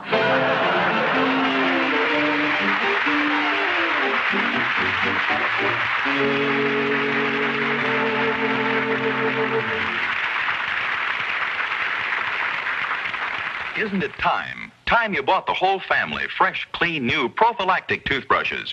Prophylactic, of course. This world-famous line includes a style, size, and texture for every taste and need. The Pro Tufted, for example, with its special end tuft to get at those hard-to-reach back teeth. Or the new Pro 59, the totally different toothbrush with thousands of extra thin bristles. You never felt a brush so gentle yet so sturdy. Or this brush, specially sized for children's mouths. Look for the prophylactic toothbrush display at any drug counter.